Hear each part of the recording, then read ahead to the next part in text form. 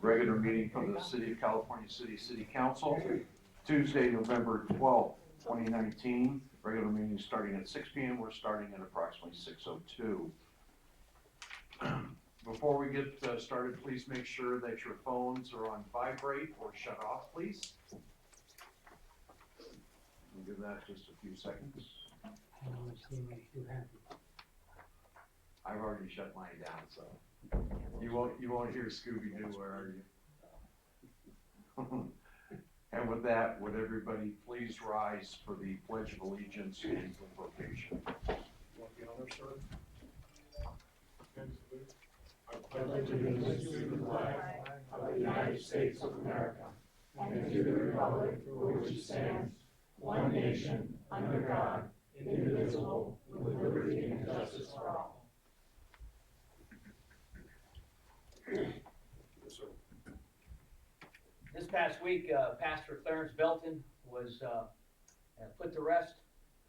He counted it a real privilege to be able to come and to open our council meetings in prayer, and encourage you to ponder him as we open in prayer tonight.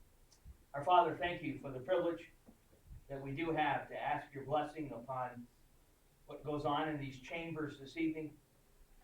And we're dealing with some issues tonight. We certainly need your wisdom every night. And this is a night that we need your wisdom. We ask you to protect those, to protect us tonight in our own community and around this world. We pray in Jesus' name. Amen. Amen. Thank you, sir. Madam Clerk. Roll call. Councilmember Lucinovich, Here. Harris, Here. Smith, Here. Mayor Pro Tem Stump, Here. Mayor McGuire. Here. Before we adopt the agenda, just to let everybody know that NB4 has been pulled for tonight's meeting. And under CC4,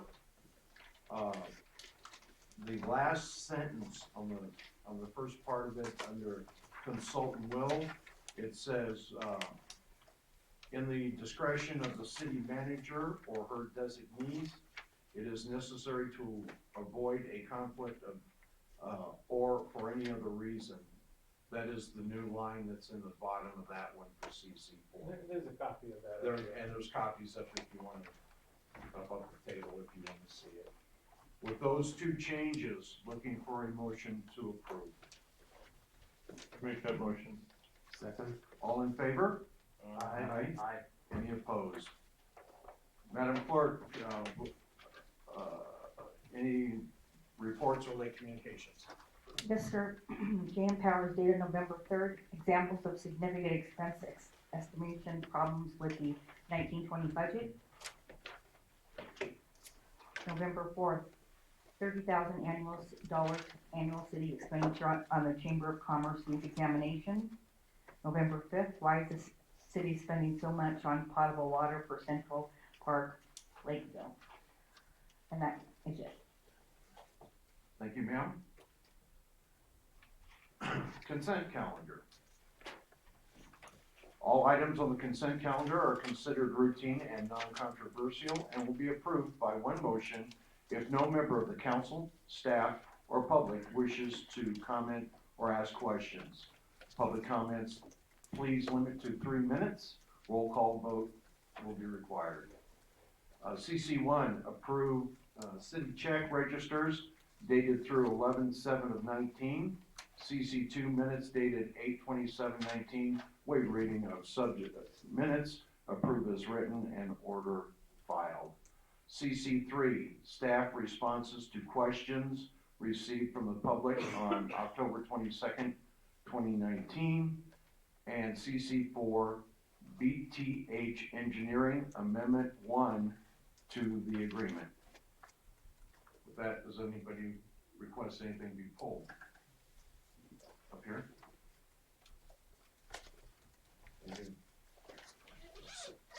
CC 1, 2, 3, or 4 to be pulled. Mr. Mayor, with the check register, sensitive issue, I think it would behoove us to take a few moments to meet in closed session if possible on this. I believe it is an urgent matter on the check register.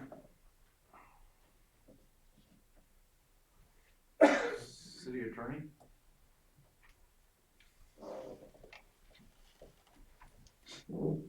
Items can be walked under the agenda if there's an urgency to something on the vote of 4/5 of the council that can't wait until the next meeting to be addressed. So if there's an item that you're concerned about that would meet that, then you could take a vote to walk it on and require a 4/5 vote. Well, I don't know what it is, but I'll second his, thing. I think the request was a discussion of an item that he thought was something that, has a litigious, nature to the warrant. And it's something that, I think I can support the fact that if it's gonna create it might create an issue tonight, so. I mean, if you'd the like to question is, walk do we that- take it into closed Closed session, session. or do we just? we have to. Well, you could, one option would be to pull it, and then agendize it for the next meeting in closed session, if that's what you wanted to talk about it. Or we walk an item on right now to discuss it briefly. I think we better, Mr. Mayor, to walk it on. It would have to go close, yeah, it would have to go closed session. Correct. So this is your walking on a closed session for a potential litigation item. Okay, that is the motion. I second. Do we identify it in the motion? No, it's a potential litigation item, I'm aware of it. Okay, can we have, Madam Clerk, can we have a roll call vote on this? Councilmember Lucinovich, Yes. Harris, Yes. Smith, Yes. Mayor Pro Tem Stump, Yes. Mayor McGuire. Yes. Motion carried. Okay, folks, we're gonna be going into closed session for just a few minutes.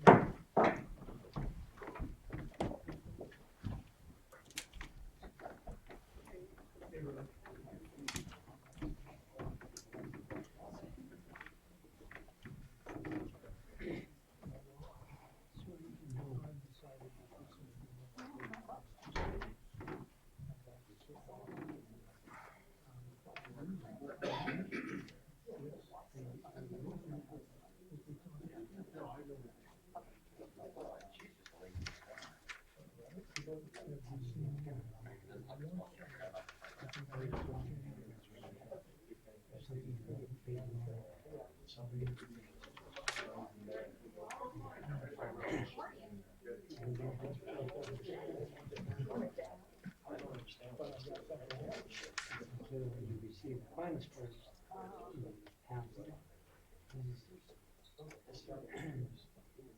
That's the only way to do it. Three houses, 6 houses, 3 million. It's not that tough. That's $1 million. Easy. It's $100. That's the only thing I can see that I can How remember. many numbers? It struck me as odd too. Down Mount Beach. 22nd, 23. Yeah, without the contract. You they built first on every golf course? First, before we started the golf course. The finished product on the golf course first. It's the clubhouse, pool, and then you can't have the golf club unless you have. You can't say, well, Dorney did it. That's what we do here, we're Dorney. And I hope you get this position cleaned up. We're not paying enough. I mean, you and I were out in the desert for 6 hours laying out, of course. And I said, having worked on Ways and Means Committee, must be for 2 years. And you have to come up with a name. This is what we do. We call ACT. Administrative contracts and taxation. You don't need to count this because it's all tax. If you have from your meeting right No one knows what your contracts are. water meter, if you have a 3/4 of a They're still valid. But if you already have a 1 inch, like in my case, I have a 1 inch in my 3/4 inch. There's some, That's in my farm house. buildings. So if I change out my My meter, grandfather I'm owned more going than to one. my Okay. Yeah, and because we have had, they're No, having. not if you have 3/4 inch, 500 pounds. A contract shouldn't even have always been here. Yeah, someplace else. So your pressure not good? Oh, sometimes you do it to build that way. Oh, it's this. Meet me in my We might have a office. pressure regulator in the adjuster and that. Well, I'm not going to, I just had that with Mary Beth. Don't talk about it. That's why we're you guys just replace it or open it up. Snail mail looked to me. That's, you know, not a house, you're not bury which you're not allowed to. It's supposed to be accessible. Well, you can bury in a hole, but you definitely have to be accessible. Usually it's below the house.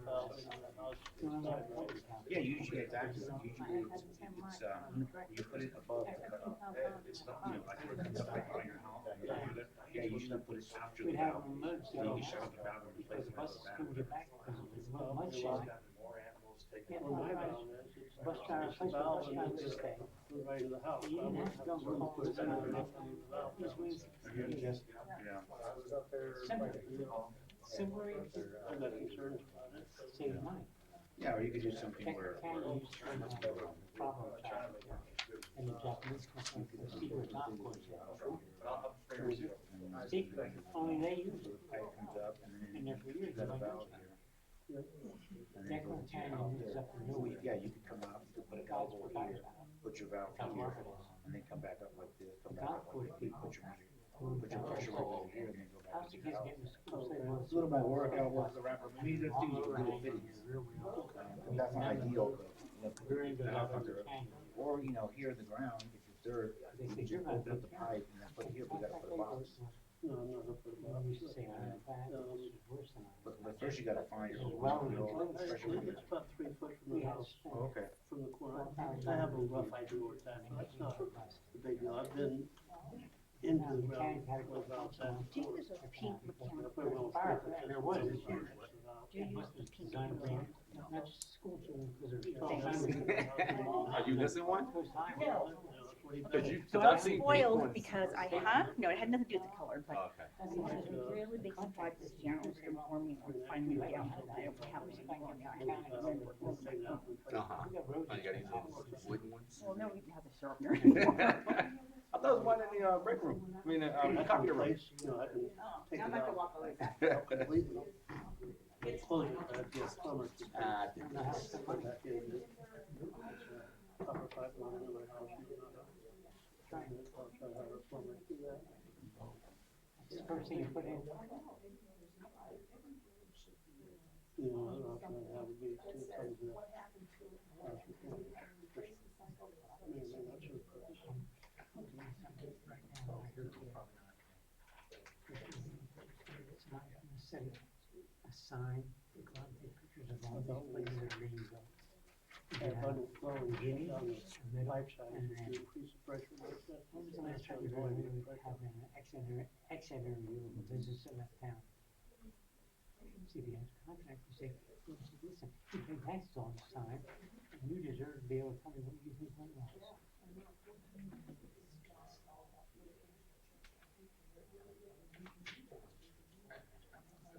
Even do civic community organizations. You just The give largest them, employer in town is who? do that last time, Jim. And okay, it might be now, but the intelligentsia is not at the president's. We have no meetings with anybody. And I feel, well, I know, because I travel a lot. And one thing you see is, this one talking to that, and that one talking to that one, pretty soon you have a circle of, almost like a fellowship circle, that says, trying to do what? Oh, we did that last year, and it worked out pretty well, if you do this, do that, and do that. Talk to my daughter, she got How do I snow know? again We'll on have, Sunday yeah, in everybody Colorado. beating on Oh, us, wow. instead of us saying, If you listen You to cannot. her. Yeah, on Sunday, like, Now, cannabis- football and everything, Green Bay. They have Because of the school. football game. they didn't put up any fight. They could I have. wonder if we're gonna get like a rainy season this year or And I not. was gonna go and stir them up flying during canvas. But all I had to do is, you go there, you know you're gonna be hurt because there's only gonna be 4 people in the audience and 6 members up on the dais. And I hope it's not I've frozen. run things through the school district before, and I've worked with it, I know Right. there's pressure points you can put on. And our city has no idea what the school district is doing. Yeah, we built a street out there for them. And they had to finish it now, cause they promised to finish it, don't matter how long, that's what I'm saying about contract, no matter how long you promise it, if it's in the minutes, that's a contract, cause they voted on it. Yeah. It's like, I'm working on trying to get the +3 course turned into an RV area. Started 17 years ago, so it's been a long haul. But the thing about it is, they said, where are you gonna get the money? You don't have to put the money. You put a contract, it comes in and say, listen, cannabis lady, we don't need them involved, we just want to get a timeshare involved, and let them do all, we will give us the taxes on it for, but it's here, you ain't using it now.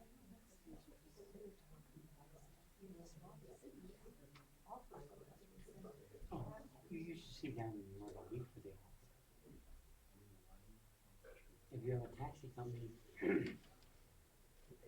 the only way you can get them medallions is pay your money, of course, and they suggest, strong suggestion, they suggest that you go visit with all of the golf courses, because when you come in by airplane, you have to go from there to the golf course. A lot of times they don't go to the hotel, they go to the golf course first, so they come in the morning, and then they have lunch and all that, and we wanna make sure there's gonna be taxis in the area, they don't have to be there, but in the area.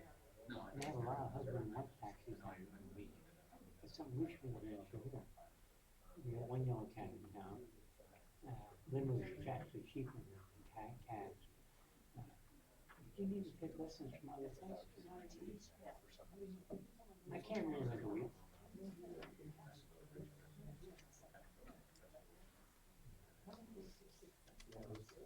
Because the lady who runs it, how do I say this nice? I'm not gonna say it nice. She has big balls. That woman's in charge. I'll get that. Chamber, both chamber, EDC, and something else, help taxpayer, something like that. And you have to be in charge of all of them, not just one, you gotta be in charge of everything.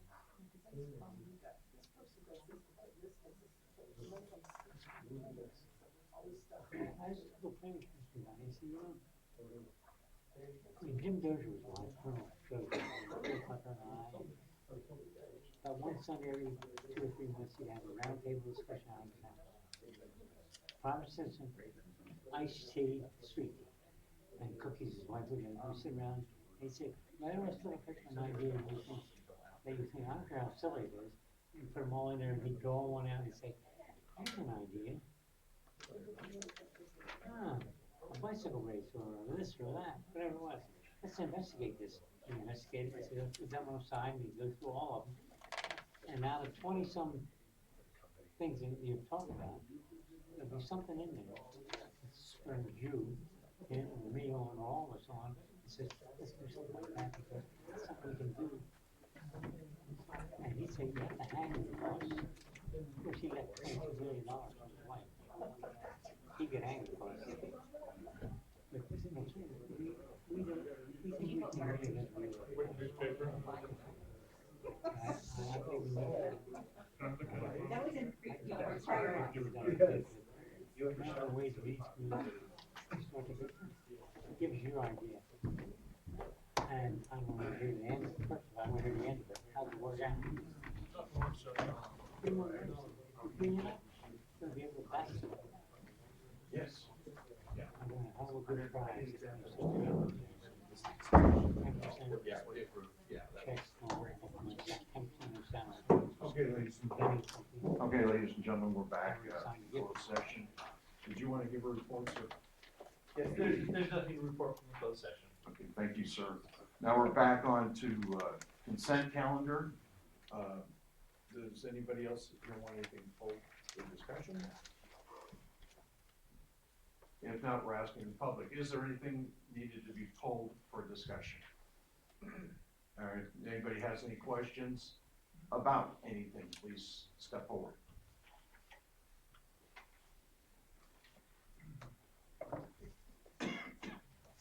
Good evening, Al Hudson, CC four, BHT Engineering, amending their, contract, because this is an additional service. Shouldn't this go out for bid?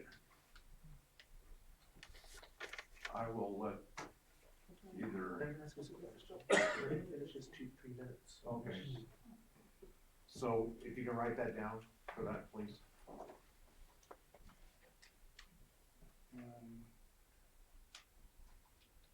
That's it right there, thank you. Okay. How much was it?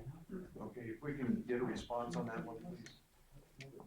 Well, one, we already have a contract with them, and this is merely just clarifying that we can use them for, as an alternate city engineer when there's conflicts of interest and other types of things.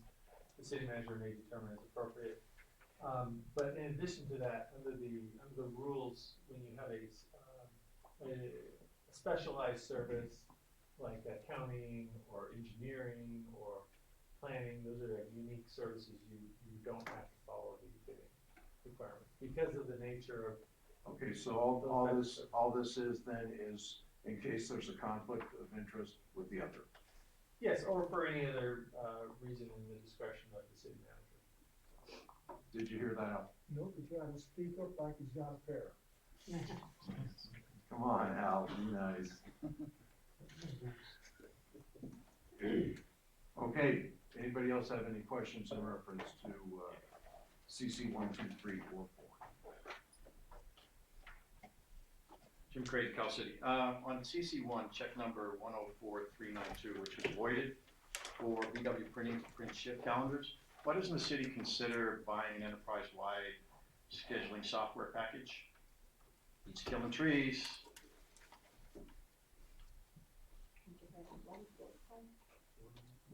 Jim, what was it called again? It's an enterprise-wide, that means it's citywide, anybody can use it, all supervisors can fill in their own schedules for their own people, and you just store it on the server. It's great for calendars, though. Thanks, sir. Anybody else? Coming up here. Sir, do you have anything? No, sir. 95567 Expert Automotive. Does that exist? Yes. Roseman, is that what, this vehicle went to Roseman this month? The very first bridge, first check. Yeah. The warrants, 106517 Jones and Meyer. I would ask that, when we are being billed beyond the two, primary, hourly rates, which are the first 80 hours, per month, that we be given detail on the billing, as part of our package. So we can see what we're going through here. So that was 106517. 106530 Alexander's Contract Service. I think I would also like that when they come up on our billing, that we be given a casual report saying how we're coming on converting all of our meters to the electronic meters, so that we can get an idea of when we will not need Alexander Contract Service any longer.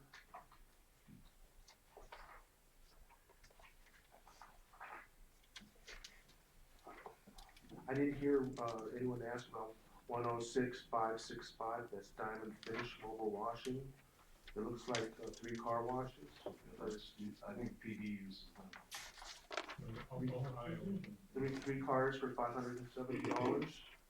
No, it's several cars over a period of time. Okay, so I guess, We're back there.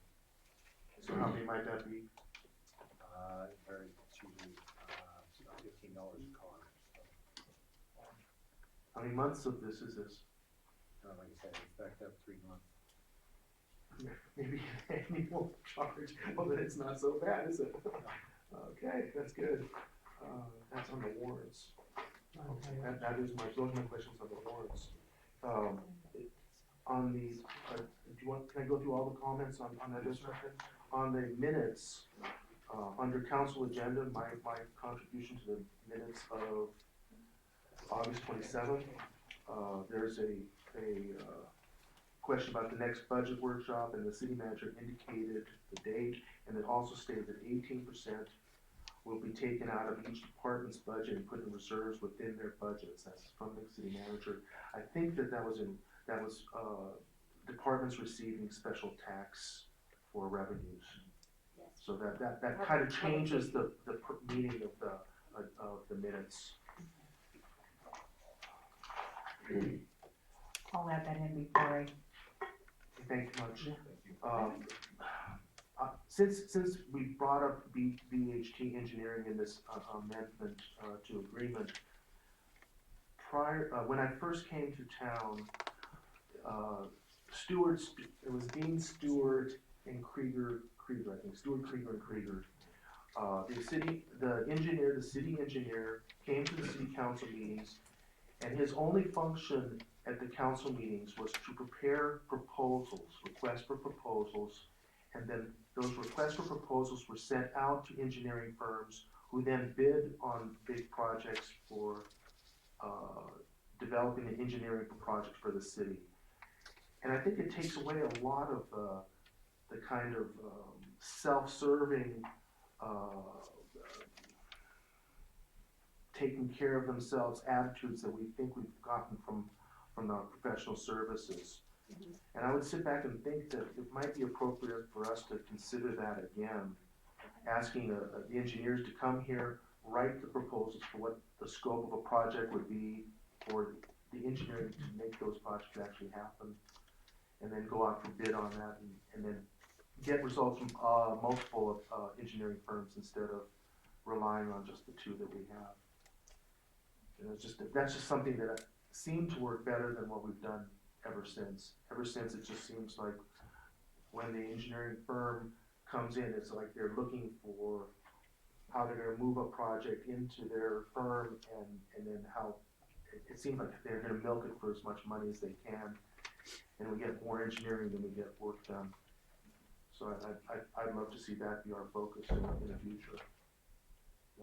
Those are my comments on the consent calendar. Sir. Yes, I have a few. I'll just use the last 3 of the check numbers, and these all deal with checks. Same question that Dr. Nick had on 530, which is on page 4. I did some calculations, and if that's a 2-week period, we are paying Alexander's contract service. We're paying them $292,886.88 a year, if that is indeed a 2-week payment. And for that, I question if we really need them for that amount of money. I believe that's 2 months. We pay them about 75 to 80,000 a year. Okay. Is our contract with them. But I can get the details for you. Thank you. That was 2 months. Okay, thank you. The other one is for 538. And again, these are just simple questions. 538 deals with uniforms, and we pay, is that for police or fire, or what is that for? It's 539. 539. 538 is chemicals. Okay, it's chemical. Because it just says PW Uniform Service. That's 539, Okay, and that's, cleaning the public works uniforms contract. okay.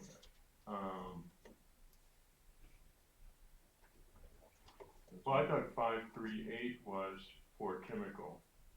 No, Yes, that's correct. Yeah. And 539 is for uniforms. Yes.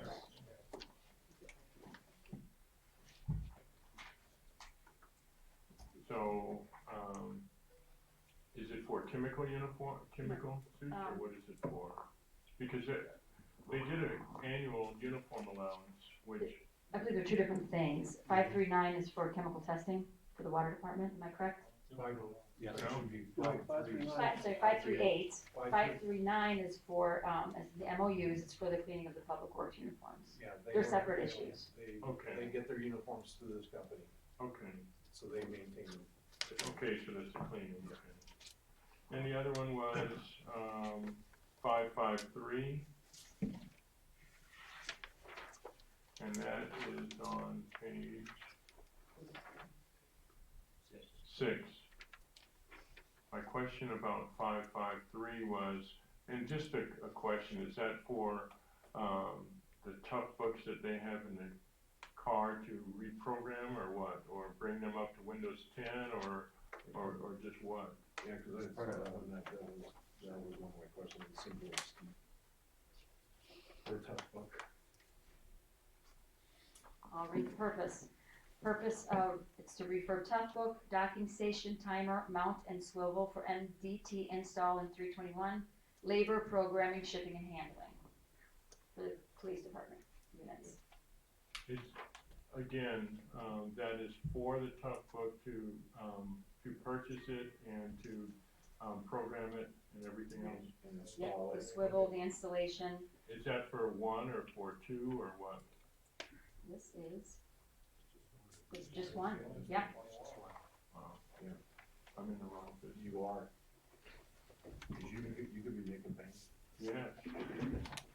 And, nope, I can't. The last one is for, 575, and it deals with, the solar. I just wanna make sure we're paying them, are we getting back more than what we're paying them? We didn't for July. And what is the reason for that? Yeah, go for it. Please, so.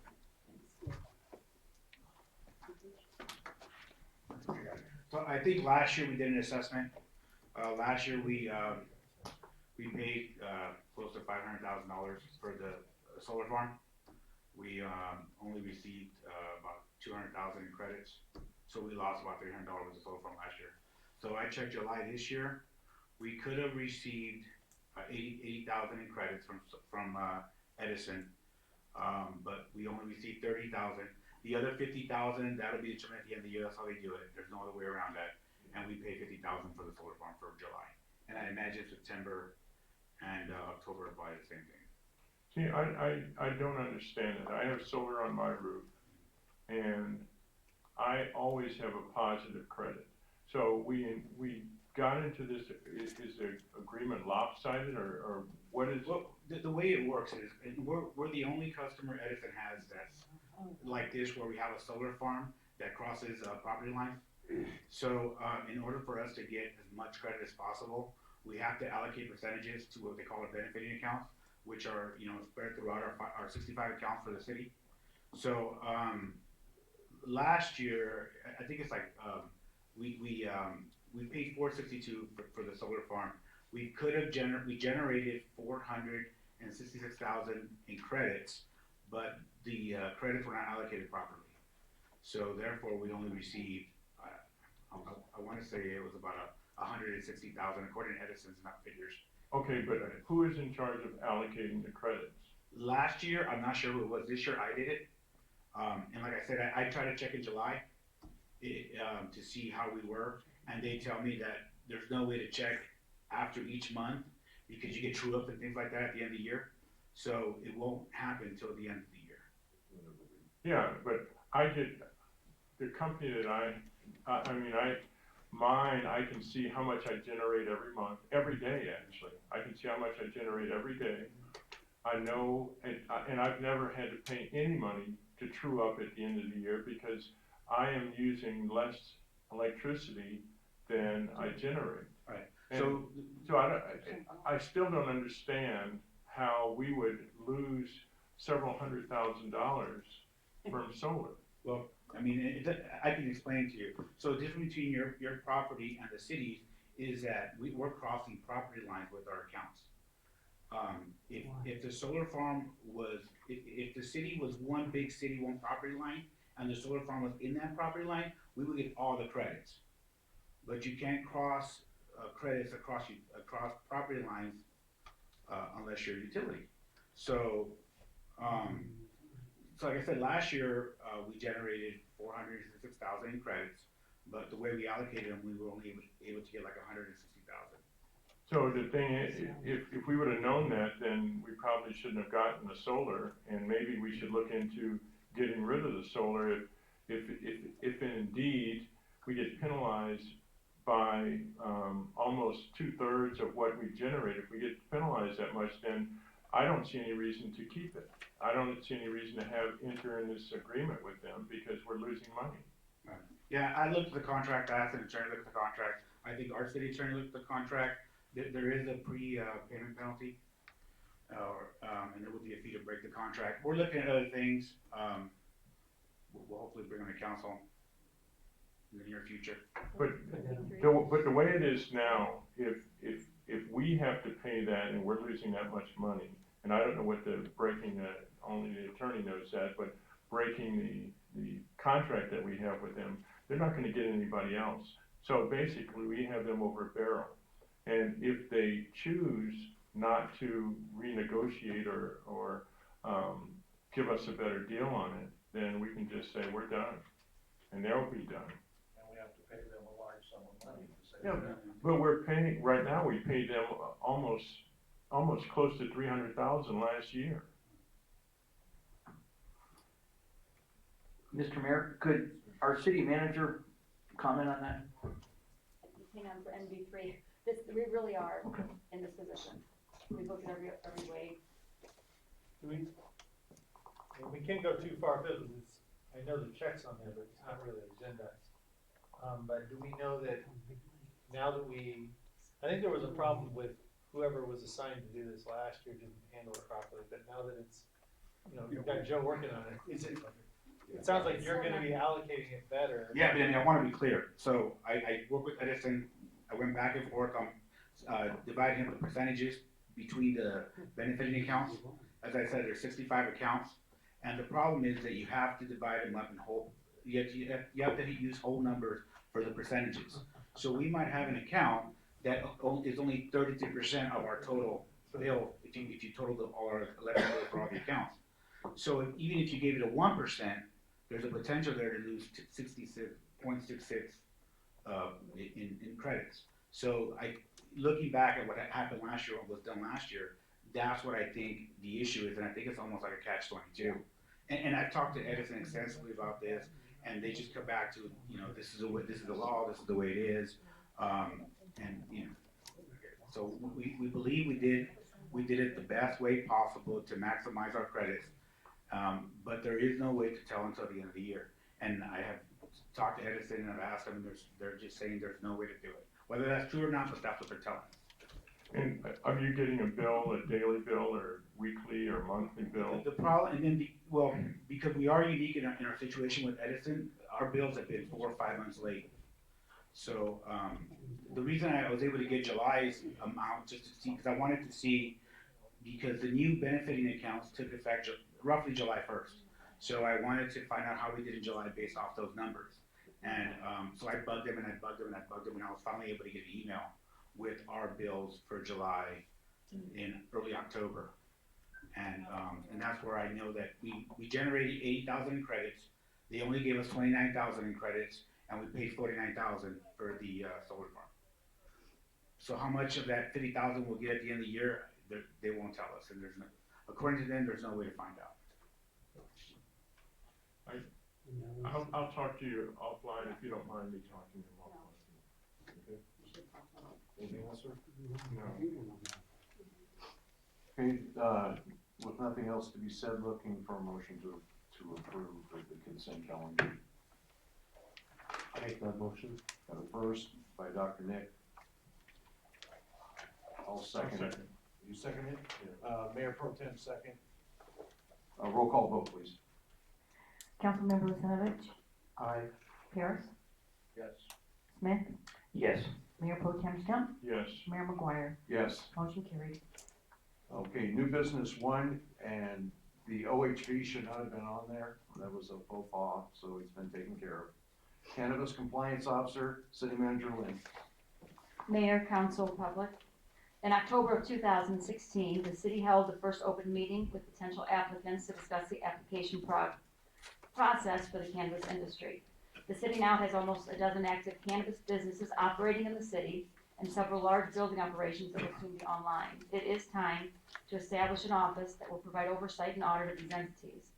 The city is depending on this industry to provide the funding to replace a special tax passed in 2018 and absorb the public safety in the general fund. It is imperative that the city develop the infrastructure to ensure the compliance and tax collection.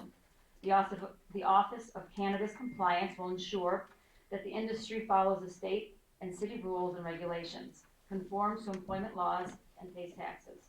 This will not happen without city oversight and due diligence. The role of a cannabis compliance officer. One key objective and role of the cannabis compliance officer is to advance uniformity of regulation and best practices across the California city cannabis industry. They develop and maintain policies and procedures to prevent illegal, unethical, or improper conduct, conduct regular audits of the facility, investigate and resolve compliance concerns, issues, or violations, keep up with regularly changing rules and regulations, and ensure understanding and implementation throughout the company and organization, collaborate with management to compile compliance concerns, issues, or violations. The recommendation, I recommend that the council approve the cannabis compliance job description and direct the city manager to post the job and begin interviews. There will be no impact to the general fund. The cost will come from cannabis permit fees alone. Okay, thank you. Anybody here have any questions in reference to that? No questions yet. Any questions yet, sir? No. Okay. You? Well,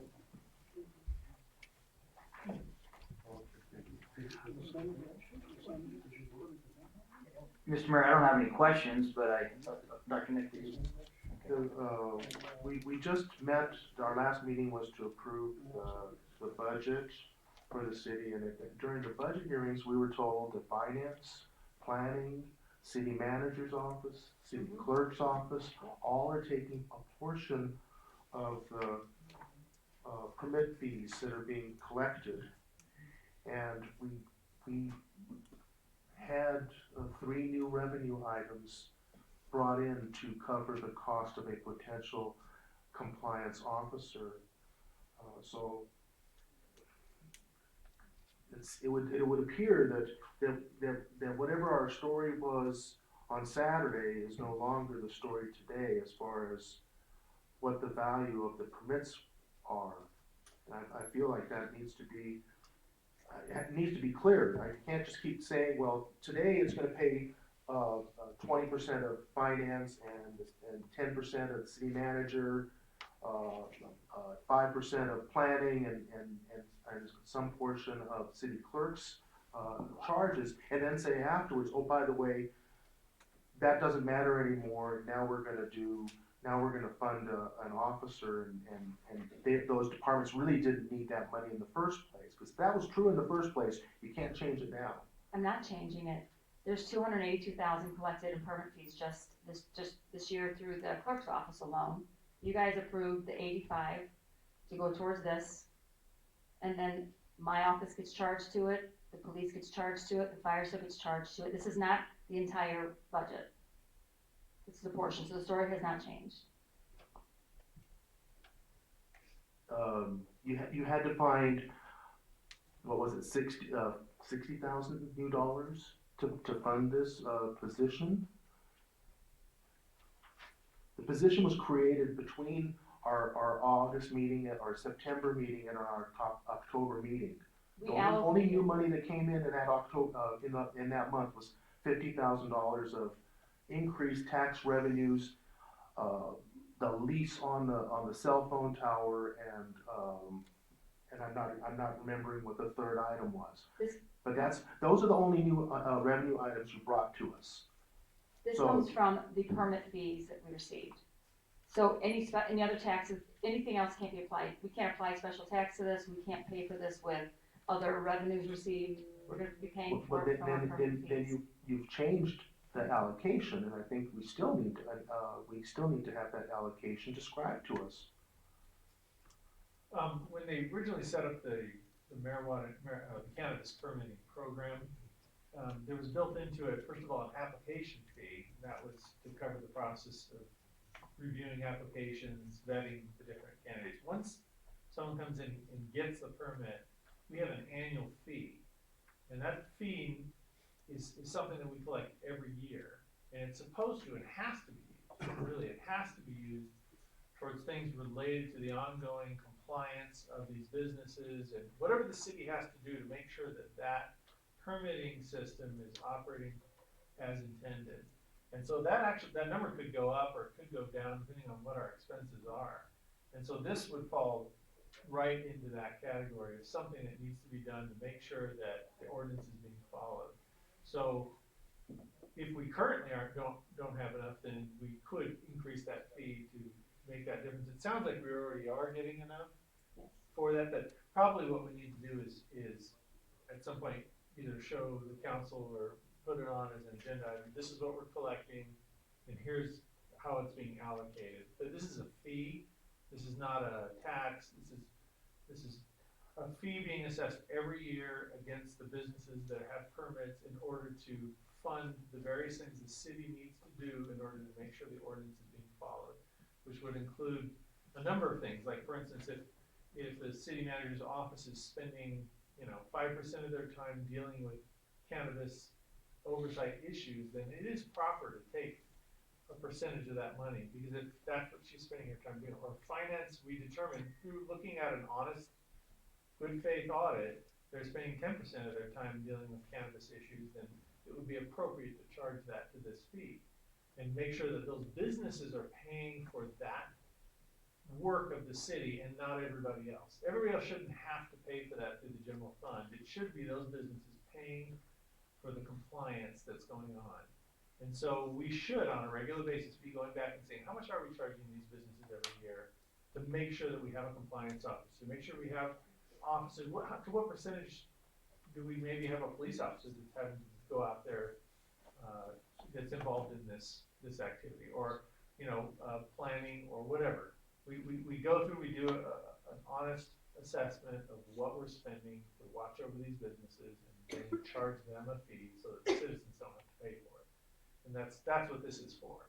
And my understanding is we have. I understand that, but in the September meeting, there was no compliance officer position. And at that time, there was I think it was $60,000 of extra of surplus in the budget. But that's different than. I'll finish the point up, but I'm saying that in the September 15th budget, there was $60,000 of excess revenue in the general fund. And then we met in October, and the only change that occurred was additional spending for a compliance officer to the tune of $130,000 and 3 new sources of revenue. So I have to assume that unless we're giving a new allocation of the monies from the permits, that the new revenues are the source of paying for this compliance officer, or are you taking money away from the other previously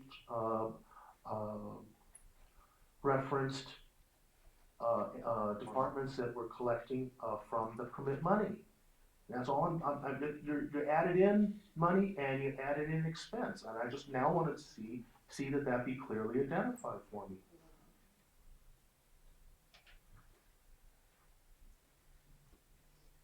Does that make sense now to you?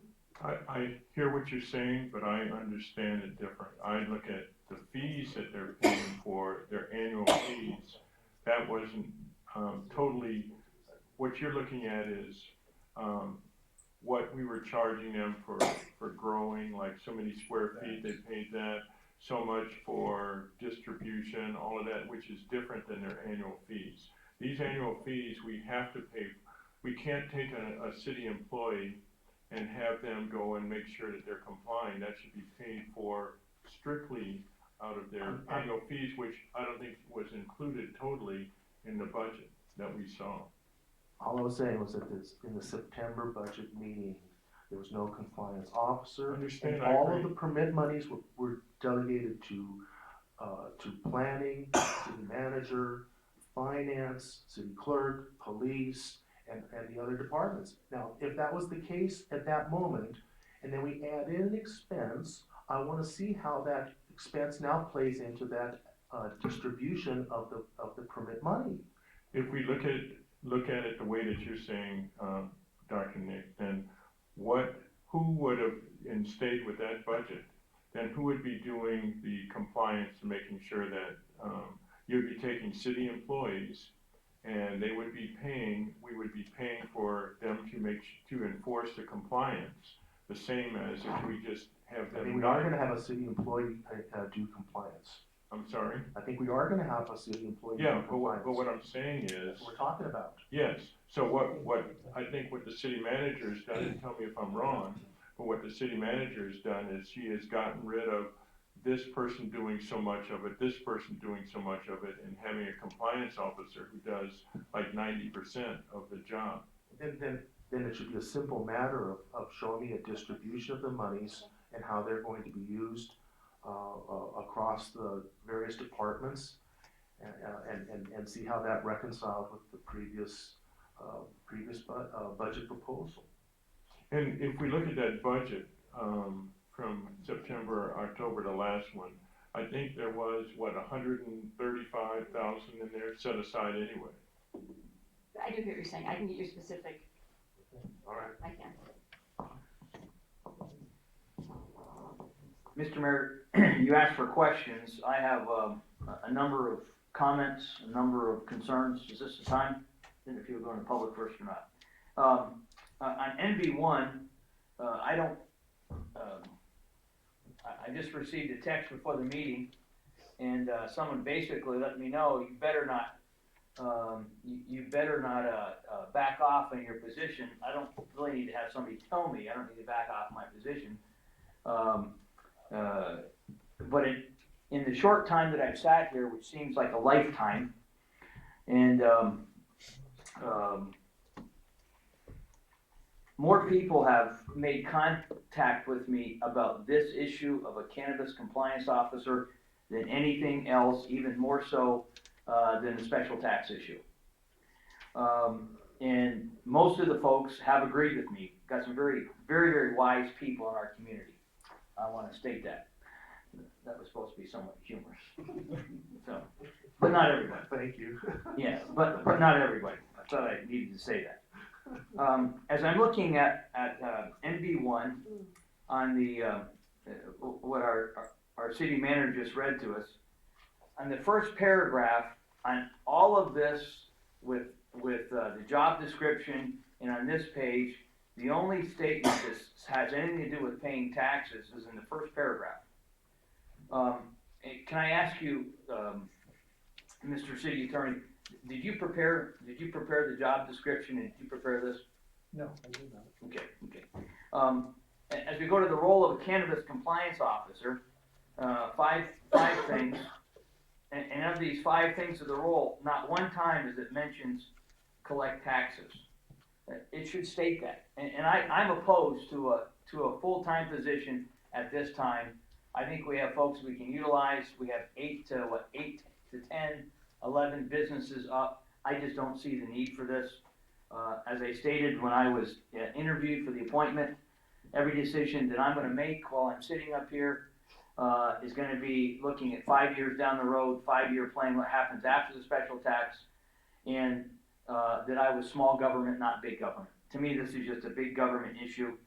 I believe it should specifically state this is a 1 deep position, because this seems more to me like a description of a department head than of a 1 deep position cannabis compliance officer. It doesn't seem like this is somebody getting in the trenches. This sounds like more of a director of a new department head. It should state that it's a 1 deep position. It should state very clearly that it's to collect taxes. That's what we were sold on. We need to have somebody up there collecting taxes. And of all these pages, of all this minutia, it's only the first paragraph that says conforms to employment laws, pays taxes with the Office of Cannabis Compliance. The description of office is different than officer. It sounds like this is just setting up for a big government conglomerate. In our last budget, there was no, we're told that we have needs, but there was no preparation for 5 years. This, to me, is just spending the taxpayers' monies. And then, for recommendation to post a job and begin interviews. I've had a number of employees, to the tune of 5, who are very concerned about retaliation, but they're telling me that it's not just about beginning interviews, but somebody's already been presented, and if they're being dishonest, then they're being dishonest, but have been presented that this is our new cannabis compliance officer. So. I was going to use Jeannie O'Loughlin on a contract basis. It was said that I did it wrong, so I need to now put this out for, applications. She will apply, whoever else applies will apply. We'll have a panel, interview those people, and the best candidate will win. Okay. Thank you. And that is the truth. Thank you. Then when we get to the job description, and I've read this several times, and I really don't apologize for dealing with the minutia, because there's a lot of minutia here. It just does not look like this is for a cannabis compliance officer. It looks like this is for a cannabis compliance department head. And it just appears that very soon there's going to be other employees coming online. This is not a personality issue. This is very much a principle issue. And I am for small government, and this just looks like this is just going to get bigger and bigger and bigger. On the purpose of objective of job, had difficulty because it looks like Job to me, but this is not a Sunday school lesson. The officer will provide direction to the city manager. To me, that's very, that's just presenting problems down the road, because there's got to be one head, and the one head is our city manager. We've already seen that with a resolution that the council made regarding the 153 and this year living at 153, and we had a consultant that did not follow the resolution, and the council are policy makers. So it appears that this is going to provide difficulty to you, Mrs. Lynn, that the officer will provide direction. I think it should say recommendations or information. I think that's, I think our attorney really needs to go over this, so I think he will give us some great help. When it comes to the bottom of that paragraph, fosters cooperative working relationships, intergovernmental, to me that sounds like it's more of a public relations description than someone whose primary responsibility is to make sure that our taxes are being paid. I looked at our cannabis instructions, and if they're late, they should be getting dinged $1,000. And of this past quarter, I think it would help in this discussion. The past quarter, everything was supposed to be paid by the end of October. Do you know how much taxes came in as of this past quarter? I don't know, Kenny has roughly just. I know the number, but I don't. No. Okay. There's only like two of them paid. Yeah. Only 2 paid. Okay. So I agree. Somebody needs to be out there, and there ought to be fines immediately. $1,000, $1,000, $1,000, $1,000. Because remember, as they stood here, $60 million they have to invest in this community. It's going to happen. They should be fined immediately, and they should. It just there's no excuse for it. When we come to responsibilities, again, it sounds like a description for a department head and not a standalone position. Again, for responsibilities here, under job description, collecting taxes is not even mentioned. When we have the knowledge of, again, it doesn't sound like an officer, it sounds like someone who is going to be directing an office. And I'm very concerned about having a monster new department that is going to grow and grow and grow. This needs to be, and I think it needs to be stated, a standalone position. When it comes to greater education experience, it's my understanding and I don't have a copy in front of me, but the requirements for our city manager, that this, with the CPA preferred, with 4 years of supervisory or administrative experience in municipal activities, it seems like this has a greater, this requires greater experience than it does for any city manager that we would apply for. It just seems like this is removing people that could be in this mix. I think a master's degree is way overkill on this, and I'm all for, and I know Colonel Stump is all for, he's all for education, and if he really wants to show how much he loves education, then he'll give out 100 scholarships this year perhaps to kids in our community. That would really show your love. So thank you for doing that, sir. Councilman, can I ask real quick? Denise gave us a new, form just before we started this. Under education and experience, it says a bachelor's degree, rather than a master's. I agree with you, 4 years supervisory experience should be reduced to 2 years. We need to make it, so that we can get more than just 1 or 2 people applying for this job. And under this education, the master's degree has already been taken out and reduced to a bachelor's. And I think if we reduce the 4 years to 2 years, that would also be helpful. But I just wanted to interject that to you, that there's been changes already made, and the salary has been reduced to range 49 instead of range 60, which is quite a bit lower than what was originally stated in our paperwork. Thank you, Councilman Paris. My concern was getting handed stuff at the very last moment. I've already prepared for what I had, and I don't like getting stuff at the last second because I don't have an opportunity to be able to look at it and digest it. It's kind of like, I don't want to just be a talking head up here. I spent a lot of time in looking at what I had, so getting something at the last moment, it doesn't do anything for me, and I really don't want to look at it because it just. Understand, that's why I wanted to interject that there's been changes already made. Thanks. The bachelor's degree for our law enforcement, for our firefighters, a bachelor's is not required. This is not supposed to be someone that is on par with their city manager. This is supposed to be a cannabis compliance officer. And I think that there are good people requiring 2 years of supervisory or administrative experience. If that would be lowered from 4 to 2, I don't see that being required for this position, because this is supposed to be cannabis compliance officer. I think we have folks sitting in our audience here tonight that would be good candidates that have not had any administrative experience, much less supervisory experience in municipal activities. I think this could fall under planning, somebody in planning or code enforcement. It just seems like this is a perfect, and this would remove them from that. I believe we should utilize a current employee until there is defined need for a full-time position. And again, this should be a cannabis compliance officer, not a department head. Because I just received these numbers and not being able to have a calculator figure out very, very quickly, when it was presented at $120,000 a year with 15 for supplies, this is going to be the most expensive, the best paid department head on that scale in our community.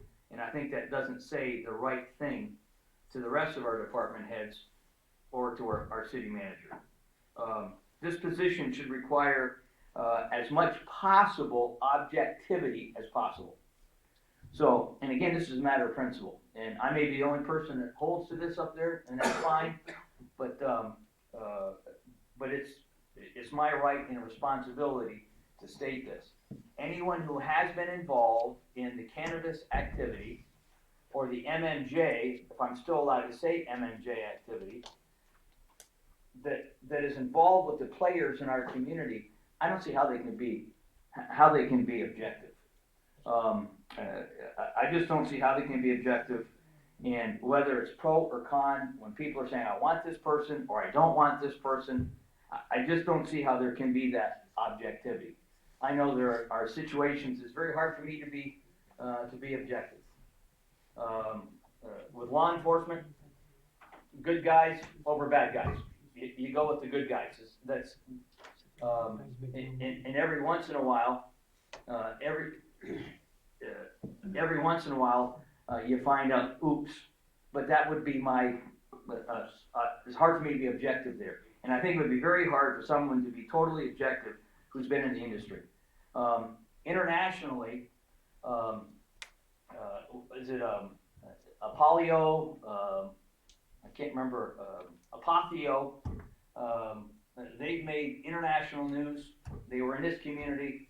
I stood there at least 6 times and I asked what their THC level was on their hemp, and I did it at least 6 times, their hemp, and if they've been tested, so yes, they have been tested, not independently tested, and now it's over $1 billion of stuff. You pick a news source, you can find it on there. I just think that we have let stuff go. We need to have somebody in charge of this, but we don't need somebody full-time, and we have good people working for the city that can handle this. No individual should be considered that is or has been involved with the MMJ or cannabis business in this community. The hemp field was not independently tested, and we knew that. I asked for it 6 times, and at least 6 times. And I'm asking now that we would be very careful to lose our objectivity. We already know, and this is no accusation, this is just fact. I don't know if the mayor or the city manager of Adelanto has yet to be convicted, but they were arrested for all the money that they were accused of taking as bribes. And there's no, it could have been a councilman, it could have been anyone else. But there's a lot of money out there, hands down. And there has to be oversight to this. There has to be total objectivity. And I don't think that what we have here comes close to being able to deal with the objectivity. When we have people count our offerings at church, there's always 2 people. And I think you're dealing with something like this, and you're dealing with big bucks, I think there has to be accountability for anybody involved in this. But I'm very concerned. I would encourage you. I'm opposed to a full-time position. I think we have folks. I think this falls under code enforcement or someone in planning that could do this part-time until we have a very much a defined need. But I think this does not meet the needs for what we have. I think this really has to be gone over, because this is a department head. This is not a cannabis compliance officer, one-person beat. So thank you for bearing with me, ma'am, and public and council. Thank you. There are 5 of us sitting up here, and all 5 of us probably have different opinions on this position. Before we go too far into it, we probably should let the public speak. Oh, they're going to. I just want to make sure we don't get too much. You don't really call that? You don't have a second call? No need it. Yeah, don't need it on this. So there are 5 of us sitting up here, and all 5 of us probably have different opinions on things. I think that the education and experience, I like the way that it is. Having been, well, if we look about this room, there are 2 people in here with terminal degrees, and they have specialties. One of them is sitting up here on the dais, and with his terminal degree, he is in fact an expert in dentistry. And so if I went to him, he would be able to do whatever he needed to do on me. And the other person with a terminal degree, there might be more, but the other person with a terminal degree sitting out there is sitting next to the city manager. And if I had any legal questions, he would be able to answer those legal questions for me.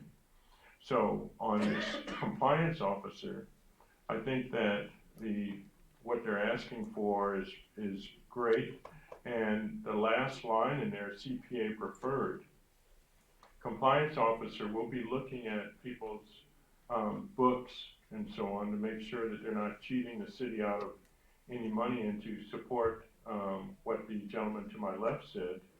He said that we need to make sure that we get paid, and Mr. Cooper out there said that only 2 people have paid what they were supposed to have paid. So you really need somebody with a CPA.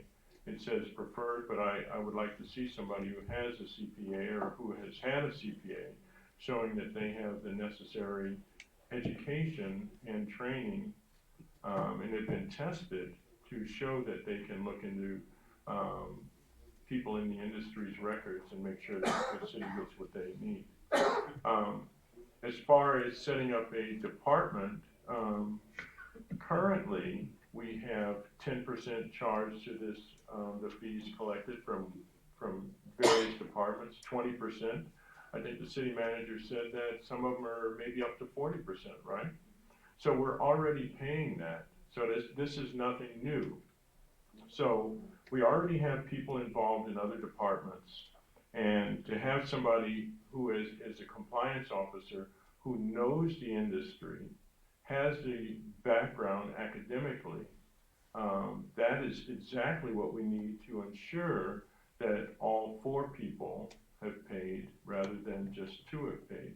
The accountant can make sure and look at the money that has come in, and same with the treasurer, but the compliance officer will ensure that these people are following the law and following it legitimately and paying what they're supposed to pay our city. That is a win-win for us, because what it does is it ensures that we collect all that we are supposed to collect. I think that the oversight of this officer, and again, with their background and so on, they'll make sure that the city again gets what they need. Was the wordsmithing on this, on the documents that we received? Yeah, the wordsmithing could be a little better, and I think that the city manager will change that to direct, to recommend, and a bunch of other things to how they should be. But this position is definitely necessary, and to have it performed by someone who doesn't have the background as on here, and these things, again, I think that CPA should be required, but in a bachelor's degree, at least a bachelor's degree, because we have a history in this city of putting people in jobs that aren't necessarily qualified for those jobs, and look what it gets us. Start out on this one with the right educational requirements and experience requirements, and do it right. Sir? I'm gonna refer to the public. Okay. Okay. The only thing I'm looking at job description, we don't have the legal authority to hire, fire. I think we'll let the city manager do her job.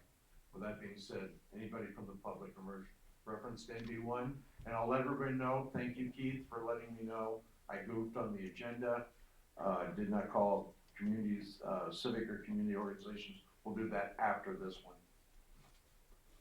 Yes, sir. Alan Bell, Cal City. Well, I've been a long time resident and have watched the city councils of the past. I wouldn't like this one to get into the same rut. We go with the cheapos all the time. We get exactly what we pay for. Nothing.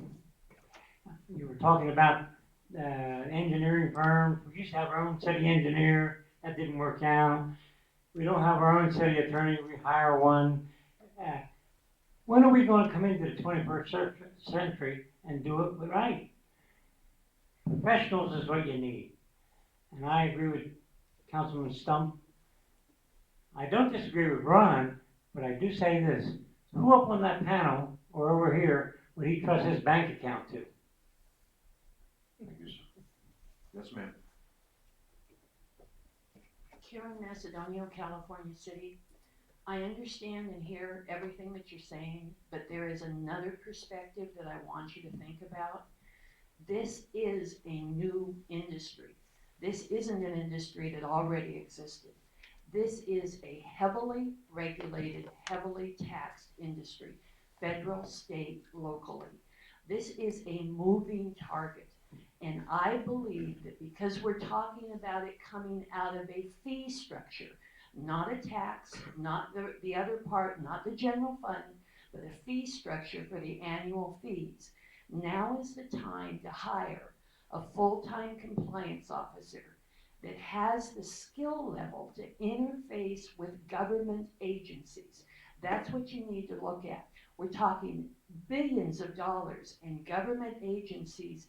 And because I do work with government agencies where the secretaries have PhDs, I am very aware of what it takes to go toe to toe with experts. So right now, we have a fee schedule that has to pay for it. Anna has said, or our city manager has said, that she can bring you back the details. This isn't coming out of the city budget, it's not out of the general fund, but it is what will allow us to go to the next stage of toe to toe with whatever's going on out there so that we can raise this industry to the level where we need it to be to help our city move forward. Thank you. Thank you, ma'am. Yes, sir. Promotion.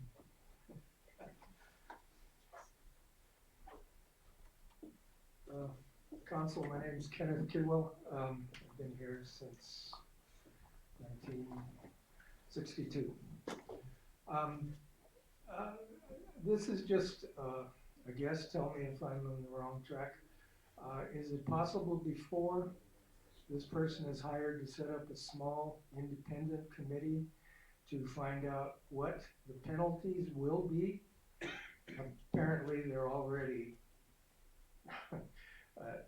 that's already necessary, but nobody's talked about what the penalties are.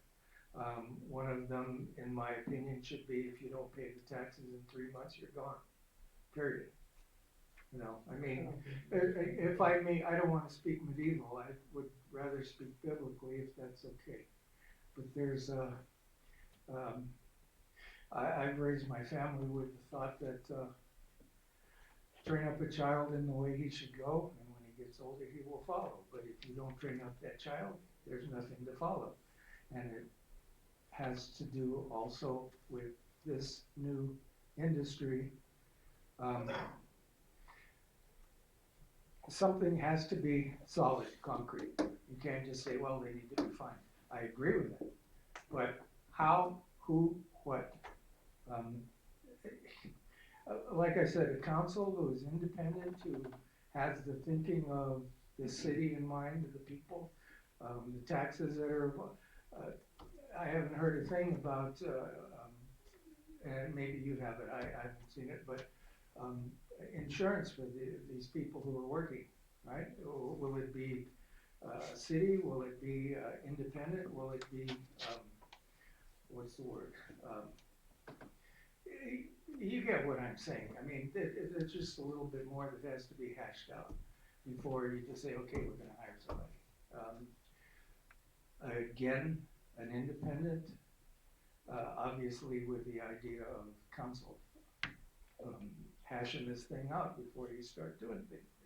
It's a new industry. Are there any guidelines that California has put out? Are there any other cities, and I'm not talking about Adelanto, but any other cities who are doing the same exact thing? What are their problems? What are their advantages? Has anybody looked into that? I haven't heard anything. I'm assuming you have, but I don't know. That's what I'm saying. I don't want to bend your ear too much, but this is a big job and it's a big responsibility. You don't know if the person you're going to hire is take samples. It's just something that seems to be halfway up in the air right now. So anyway, thank you for your time. I appreciate you. Thank you, sir. Yes, sir. Keith Middleton, first I'd like to mention I'm not talking as a treasurer, just as a concerned citizen on something I heard today. I attended a meeting earlier today that was public. It's 6 of us there.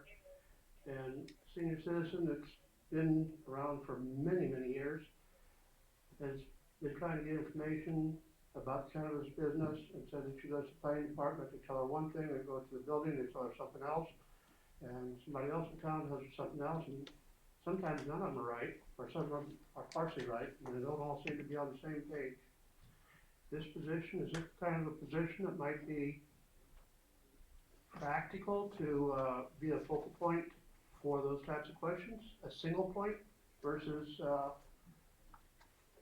information from one department versus another? That's all I have, thank you. Thank you, sir. Yes, sir. Good evening, Al Hudson again. This position really is not necessary, plain and simple. You look at the numbers, there's 12 cannabis sites, development sites here, and for them to support and for this position, that's $7,000 each. Doesn't make a bit of sense. None. By way of contrast, we had Andy Heath here doing our books, doing our accounting. He did not have a CPA, and he screwed things up terribly. You all know that. You were told about it, and you didn't pay a bit of attention to it, and we're in a doggone mess. We had our Ibanez, that was a finance director. He didn't have a CPA. He couldn't add 1 and 1 and balance the books. We don't need a CPA doing an enforcement job if we're going to get there and shove it down our throats. We had these consultants that vetted the cannabis applicants to the tune of about $2 million, and he ran most of them away. Doesn't make a darn bit of sense at having another bottleneck or chokehold on an industry. We can require them to come in every 6 months or so, or every harvest, and show our finance department their books, and they can be looked at. 12 is nothing. You can do it in no time at all. You can look at their balance sheet and their tax report and their tax account. Bring those things in for a quick review, and it's done and over with. We don't need to pay anybody $120,000 or $85,000 to do basically a ministerial job, much less require a higher education than the various departments within the city. We really honestly don't. I don't need it, and it would be a waste of potential revenue to the departments that the cannabis industry was supposed to fund. That's taking money away from them. You don't need that, because any amount that they can bring in can be actually calculated by harvest to do a projection of the revenue that each facility would generate and go into the departments. Do your vertical financial analysis as well as the horizontal financial analysis. Councilman Stump, with you, explain what vertical analysis is, and as well as horizontal analysis of a balance sheet. Al, can you get, there's a couple other people that want to talk. Okay. I think that is it right there. But still, would you do my request? So let's do so the public can hear. Yeah, we got some other people waiting, please.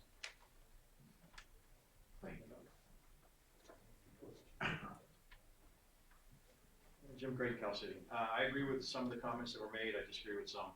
I think the education is probably beneficial to the city. You wouldn't want somebody with a high school accounting principles doing all that, and they probably don't have a CPA. I agree with the CPA. The planning department and code enforcement don't have manpower to do this. I guarantee it. There's 2 people in code enforcement, they barely have enough time to do their own job, let alone this one. Planning department, literally with the exception of the director, is 1 deep. Okay, he doesn't have time to do it, he's dealing enough with the cannabis industry. Nobody's taxes are going to pay this position. This is all coming from fees. Nobody's taxes are coming from that. It's already been expressed that way. The position I feel is required because the industry is ramping up. If we don't ramp up with it, we're gonna have to play catch up.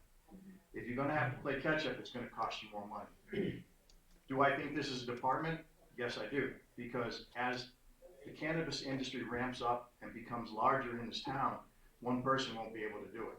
They will need additional officers. So you need to consider that, and it will eventually, I guarantee it will eventually become 2 to 3 people. Thank you. Thank you, sir. Anybody else? Good evening, Mayor McGuire, City Council, DJ Tuig. A couple of comments, mostly in response to some of the things I've heard. I've listened with great interest. I've met a lot of doctors in this town. I've met a few attorneys in this town. Some of them are pretty good. Some of them not so good. Some attorneys give them bad advice, even municipal advice. Some doctors, not really doctors. So let's be very careful what you're projecting when you say it must be someone with a high level or a master's degree. If they don't have the ethics, if they don't have the specialized knowledge, they're the wrong person. Be very careful what you're putting out in your qualifications. I can support economic development more than I can support a full-time cannabis compliance officer. Why can you not create a position that will attract cannabis into the community, attract industry for the general fund, and also collect the general tax, the cannabis business tax? It does not need to be a full-time single position. It can be someone that is adept at doing both. Someone that has relationships that can build industries. It's not a full-time position. Create a form that identifies the codes, go after the 9 others is a 2-day job, not a full-time job. With respect to any of the regulations that the state has passed, they are robust. We model the state regulations and enforce them locally. It may take a few hours to go through that and continue to be updated. This is not a full-time job. The equivalent of this cannabis business tax should not be greater than the position. Excuse me, should be much greater than the position. Set some limits, perhaps 10%, not more than. That's how many hours it should be responsible for that person to go out and collect the tax. I.e., if there's 70,000 of revenue, we're not paying 100,000 to the position. This administration can take greater ownership as well. For example, in 2016 at the workshops, we said we need microgrids, we need power. That would bring in more revenue. For example, in 2017, we talked about fast track and removing impediments. That would have helped the industry. This administration can take some responsibility and go after the AVAC fees, remove some impediments. That's where you need to increase the revenues in California City, not by creating a new empire of a position that we don't even need. Keep in mind, when it comes to ethics and ethics training, that is far more important than a degree. Specialized knowledge is more important than a degree. I wish you good luck with this decision. I can support a part-time position, not a full-time position at this time. Thank you for your time. Thank you, sir. Anybody else?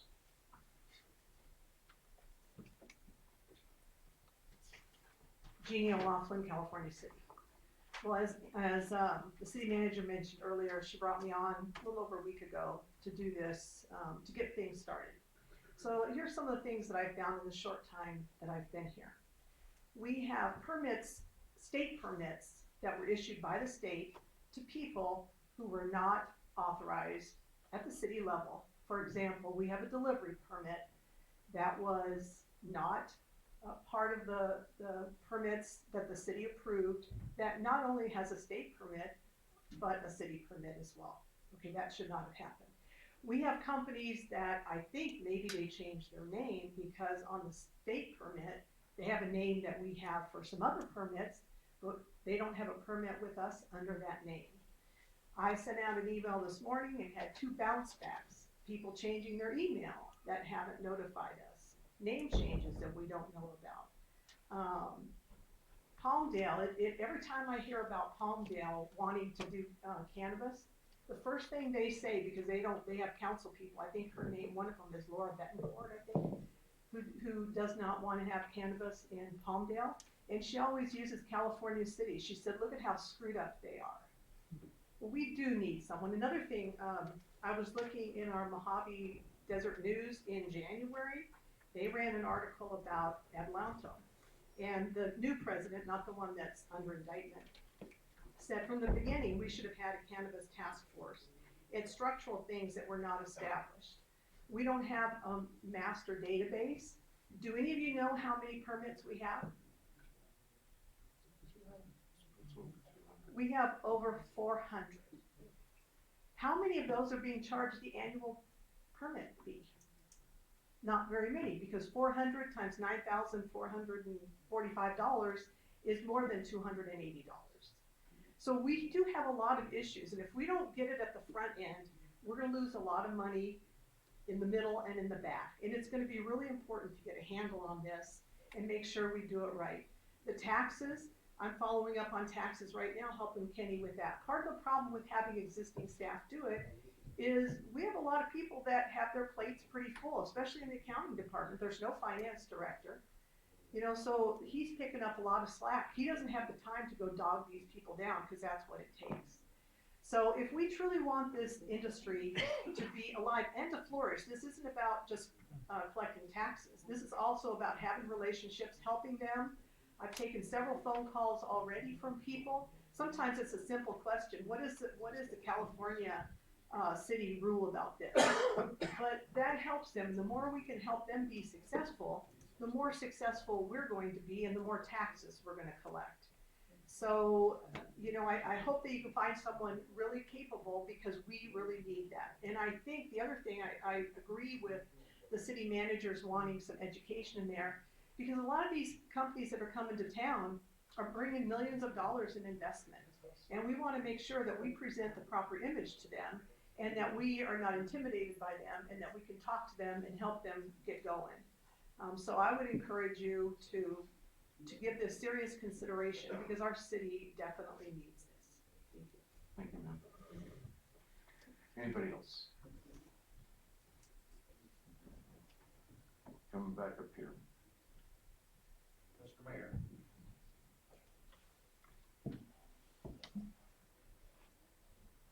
I've been out to these grows, I've been out to these manufacturers, and Kenny says to pay their taxes.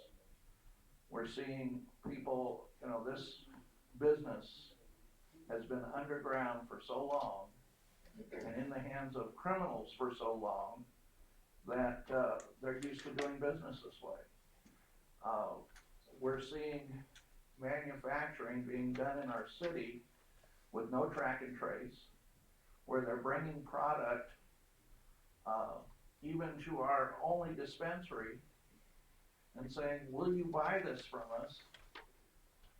And our dispensary says, no how, no way. You know, they're underground businesses and they need to become above ground. We need to collect our taxes. And the whole purpose of this cannabis business was to bring taxes to our city. If we can't bring somebody on board that will collect these taxes, that will make these businesses accountable, we're at a standstill, you know, we're losing money every single day that we don't do this. 400 permits, you know, like, Mrs. O'Laughlin said, how many have renewed their permits? How many have paid that $9,000 fee? We have no idea. We need to find out. We already have established penalties for them not paying our taxes. We need to go out and assess these penalties so that they'll get on board. There's companies, businesses out there, I was told by one of them they're selling to 10 different dispensaries, and yet we don't receive any taxes. So as far as the job description for the compliance officer, I believe we need to tweak it, go over it, but I also believe we need to bring somebody on board as soon as possible to get this done. Do we need a full-time? That's not for us to say. With only 11 businesses, obviously, we probably don't need someone full-time. But we do need someone to start doing this. Our city manager has been to LA County compliance people. She's been all over the state talking to these people. And she has a fairly good handle on what is required, and yet we're telling her we don't need one, we need a part-time one. I'm saying we need to do something, we need to do it now. And if they're not gonna pay their taxes, we need to shut them down. Once you penalize them and tell them, you know, you're out of business, I believe they'll come online. They've got too much money invested in their businesses, but they've never paid taxes yet, so why should they start now unless we enforce them? Thank you. With that being said, yes, sir. Okay. I agree with, Councilman Paris, but I added up the math, and if you add up the math, at 9,000 times 400, that's $3.6 million that we are not getting, not collecting. So that would definitely pay for the position. So I think that whoever takes this position, whether it be Dr. O'Laughlin or somebody else, I think that if they jump into it full, you know, totally into it, we should be able to scratch and make at least 200, even if we got 200 of those 400 people to pay their annual fees, that'd be $1.8 million. And so we really need to position. I mean, and we need to position full time because that person needs to go back and find out who has licenses, as you said, who has a state license but not a city license, and yet they're saying that they have a city license that is expired from last year, and they're not paying us our fair share. So we really need to do this, and we need to have done it a long time ago. But we need to do it and make things right as far as the city goes. Yes, ma'am. I just want to say two things. As far as the defined need, I believe there is a defined need, even though there's only 11, and that's only 2 hours per 11. There's about 50 in works right now. If you look at the planning department and what's happening, it's going to be an exponential growth, and it's going to be faster than we had in the past, because now we've got people through SQL, we've got them ready to go. And as far as protocol and somebody pocketing the money, there'll be, whoever's chosen will go with the fire department or an officer every inspection, every time they go out of the books, and they're not collecting the money. They're deciding what's owed, and then we collect the money at the city level. So I'm sure there's room for weak people all over the place, but there's gonna be stuff in place, whether you guys approve the bachelors or the masters or the part-time or the full-time, there is a defined need. There's a defined need. And when I talk to the different cities, LA County, talk to Colorado, even the worst thing they did was wait too long to get a compliance officer. It's now, I believe it's now, so that when it does grow, we know what we're doing. We've had 3 years to build up to this, and this is where we're at. After 3 years of fumbling and trying and getting excited, this is where we're at. We do have a defined need. Mayor, Yes, sir. I think with any business, when you're trying to start a business, you need to establish, you need to project what it is that you want. And I think, just in my view, this is my personal view, that that's what this position really needs to do. Not just on the compliance end, but on those who are trying to set up shop right now. It's like with the training up a child and the way to go, you know, you don't lay down the rules ahead of time, they're gonna head all kinds of directions, and then you're gonna try to clean up the mess after the fact. So the person, I would say in this position, is trying to make sure that people know what the rules are, make things easy, say here, go one-stop shop, come here, you can learn what the rules are, I can help you get to the right person. There's a coordinated effort here, and then once they're in place, having a system of holding them accountable to those rules.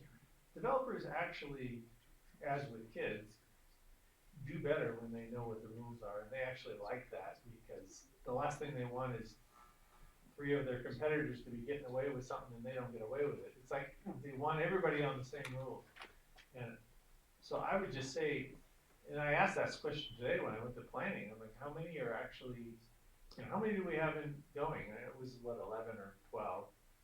How many are actually in construction? It was a large number of those. And then I said, and we were overwhelmed this week because we just got a bunch of new plans submitted. I'm like, really? So I'm like, how many is that? In the neighborhood of potentially 50. Now, will they all build? I don't know. But they're actually submitting plans. That's actually not just holding the permit. That's actually saying they're moving forward with something at least.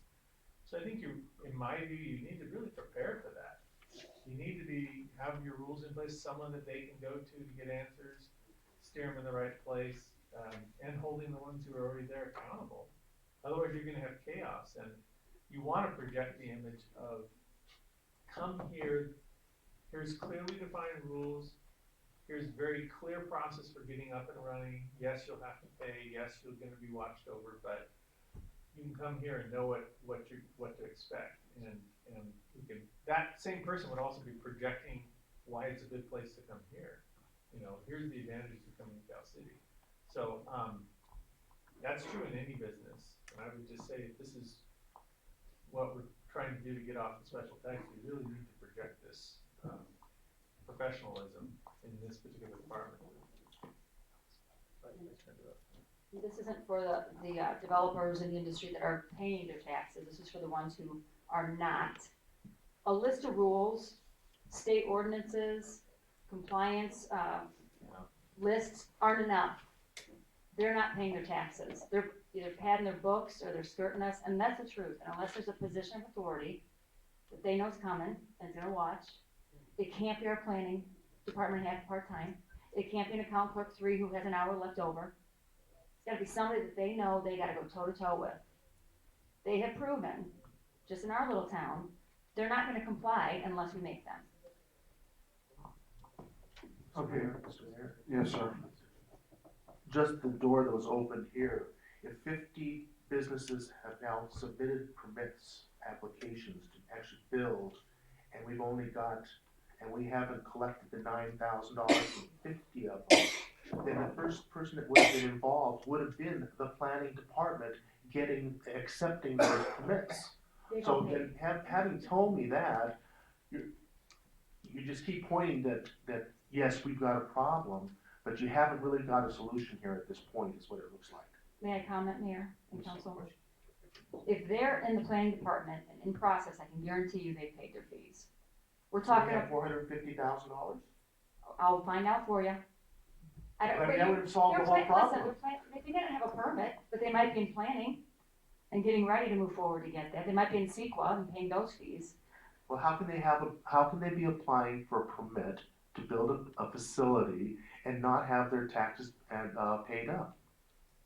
How can They're they brand not? new. They're not in operation yet. They have no revenue yet. It's a permit. The permit they have to have to just even keep the business developing. No, these are brand new developments coming on. That's how big this is gonna get. The 9,000 is the annual permit. The 11 are the ones we're struggling with. to get the taxes. But what The he four- was You just speaking, said 400 businesses are supposed to be paying 9,000. Here's 50 that didn't pay it. no, 50, that's not what we said. Is that what I heard out You there? misunderstood. No? I'm sorry, then I guess I'm misunderstanding what we're missing. Can I ask a question? When you're talking about 400, are you talking the pieces of paper we gave away for conditional use permits?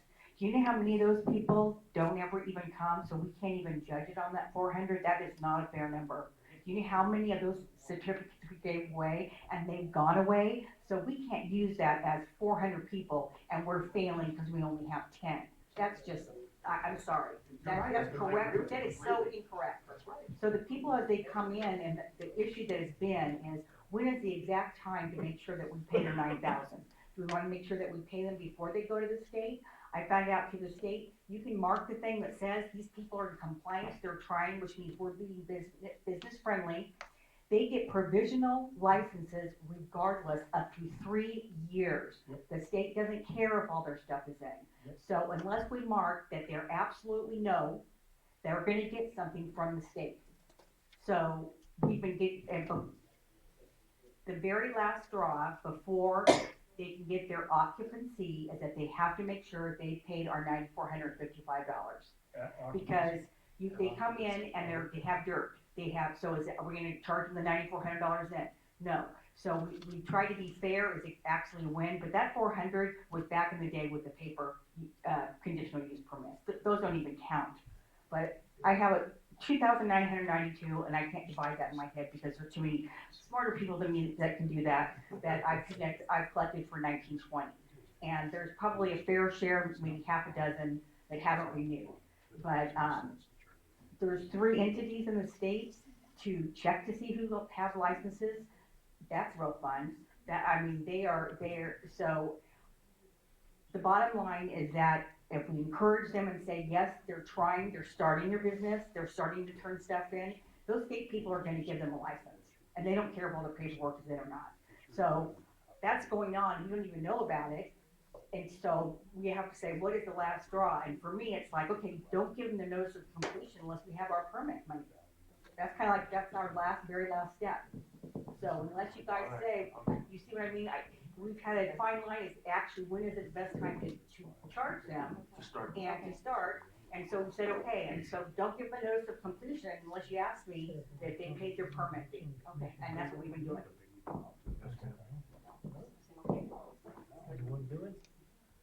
Mr. Mayor, real quick, you don't need to know calculus, or algebra 2 to go to the grows that are canopy space and go length times width times, is it $7? Length times width times $7, $6, whatever it is. Stores are required to have metric system.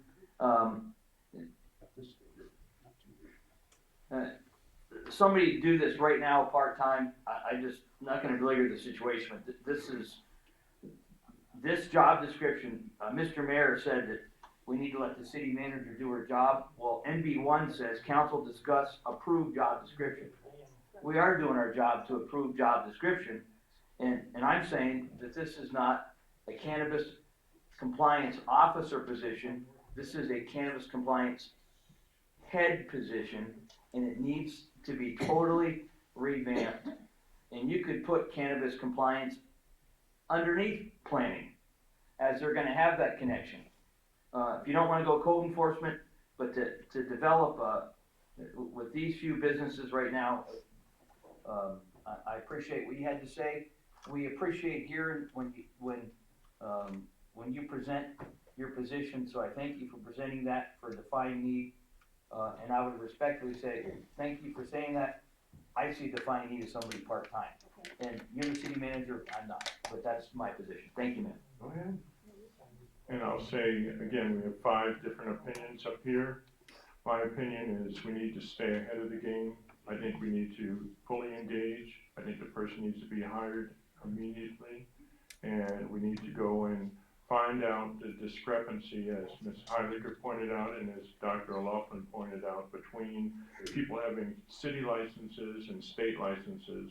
And we need to narrow that gap and make sure we get our $9,400 from annual fees from all the required people. Mr. Mayor? Yeah. We're just gonna go around, no, go ahead. Go ahead, what you go ahead and say what you gotta say. We're talking job description posting, that's what this is about. Right, so I think we can, make some changes in this job description. Have the city manager, make some changes and bring it back to us. I just wanted to say, no, it's not hard to, collect taxes on grow. It's these manufacturers that are giving us the problems. They're not complying whatsoever on how much product they're bringing in and how much product they're taking out.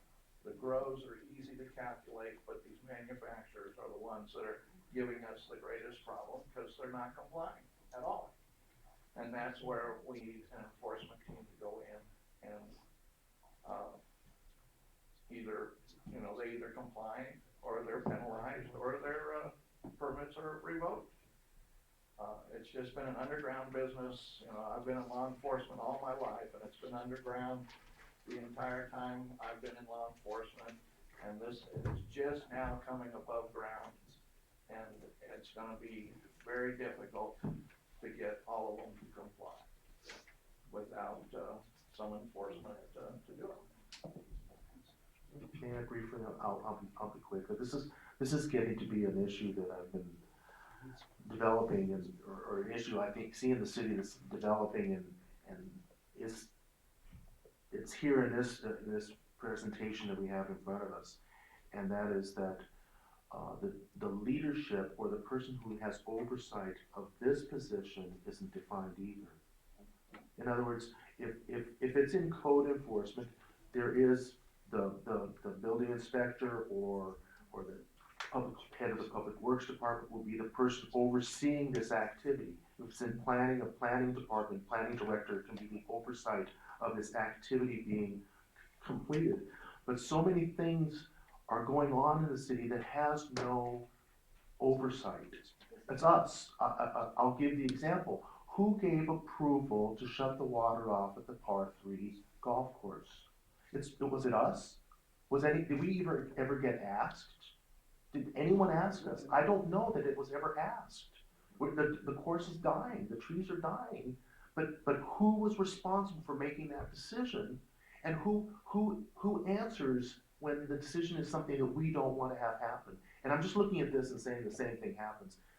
I agree with Councilman Smith and says that this looks like a department head position, and it's not talking about the person who's actually going to go to do the work. And then if it is a department head position, who do they answer to know that we are seeing this program being properly developed? City manager, city manager. Okay, all right. It even says it in there. Okay, looking for a motion.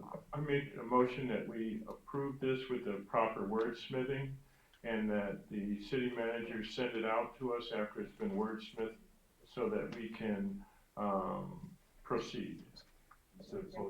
Send it to us, a soft copy after it's wordsmithed with the city attorney maybe looking at it, or if you feel that's necessary. And then we, it's the words that Councilman Smith pointed out, advises rather than directs and other things like that.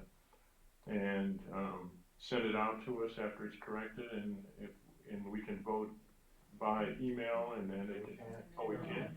Okay, then, Well, do you want me to make the changes and then bring it back to the next council meeting? yes. So we'll do that. And what are the changes specifically that you guys wanna see? You want a reduction in the, Well, I'm opposed to the full-time position. I don't wanna be hypocritical and say this, but I think just what I stated very quickly, and this would be for your benefit, instead of the officer will provide direction to the city manager, recommendations, information, that would be one. And as far as education experience, I think it's just, I think that's way overkill. I know the mayor doesn't want us going around in circles again, but I stated that before. I think that's We're gonna lose some good people out of Let that. me interject one thing just for clarity here on this, on the financial aspects of this. The way the code is written, they're granted a city permit and then it's basically it's supposed to last a year and they are all supposed to pay a renewal fee, which was established. So now, are they all paying it? Sounds like no. And so maybe at some point here, now that we're moving things along, we need to basically send them all a bill, and if they don't pay the bill, then they're gonna drop off. Drop off as not being a valid permit anymore. Well, In the which case- permits are being paid, what's not are the taxes. No, If they haven't renewed, I can tell you right now, they're probably already gone. That's why they haven't renewed. right, so the ones that are actually serious at this point, they need to be paying that 9,000, so that includes the ones that are in process. The ones that have not actually up and running, so even though I know that was put forward, technically the code says they should. Hang on for a second. Are we talking, are the companies that are out there paying their renewal forms for their business? As far as I know, I have probably about Okay, so there's 11 or 12 11 that or 12. are operating, but you have a bunch that are building No. or submitting plans, they should be paying the fee too. When it gets to that point, they will. No, but what he's saying is the code says that they'll pay an annual fee of $9,400. Yeah, that's their annual. No, but not when they get to that point. We should maybe, our fiscal year might be Right. July 1st, so. And that's to pay for making Okay. sure that everybody's paying. That's So let's, moving on to this, I'll bring it back to the word that you guys took at the other side. Okay, so Next. basically it's gonna be tabled with the Yes, yeah. corrections brought back. Yes. Outstanding. And the budget corrected. Yeah, And the- and show the budget, show the Specific budget budget for numbers. documents. Before we go to MB2, civic community organization announcements, I apologize, I oversaw that. I overlooked that, and that's my fault. Where it's been tabled. Yeah. So is there anybody, yes, sir? Does this include bragging? Bragging? No? No. Civic, it includes the city, right? Yes. My youngest daughter is, representing the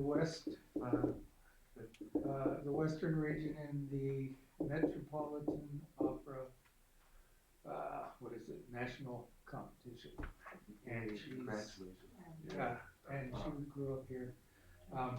All my daughters, I don't know how many, we had a concert at the school. You don't know how many daughters you had? I don't know how many, I have 4 daughters. They all sing. One sung at the Hollywood Bowl 4 times, the other one did Sound of Music. For 2 years, she played Mother Abbess. This one is either going to the Met or Chicago Lyric Opera. She has like famous people asking her over for dinner and stuff, and just my kid, we've come a long way, but I just want to say that also you've got one of your teachers whose son is representing the Western Division, Connepack. He's one of the teachers at middle school, and his son, they're from Ridgecrest, but he teaches here. Anyway, you got a good representation here, so please watch. Thank you for the forward. Anybody else for civic or community organization announcements? Seeing none, going to MB2. City Hall authorization for air conditioning system service. Interim Public Works Director, Berrigan. Can everybody keep their voices down, please? Yeah, thank you. Mayor, I'll be brief. This staff report is to get the ductwork in our City Hall building cleaned. We reached out to over 2 dozen companies, Bakersfield, Lancaster, and we only were able to talk to about 12. Some didn't call back, some were out of business. And of the 12 we talked to, the majority of them charged to come out and give us a quote to clean our ductwork. So we were able to find 2 companies that did not charge.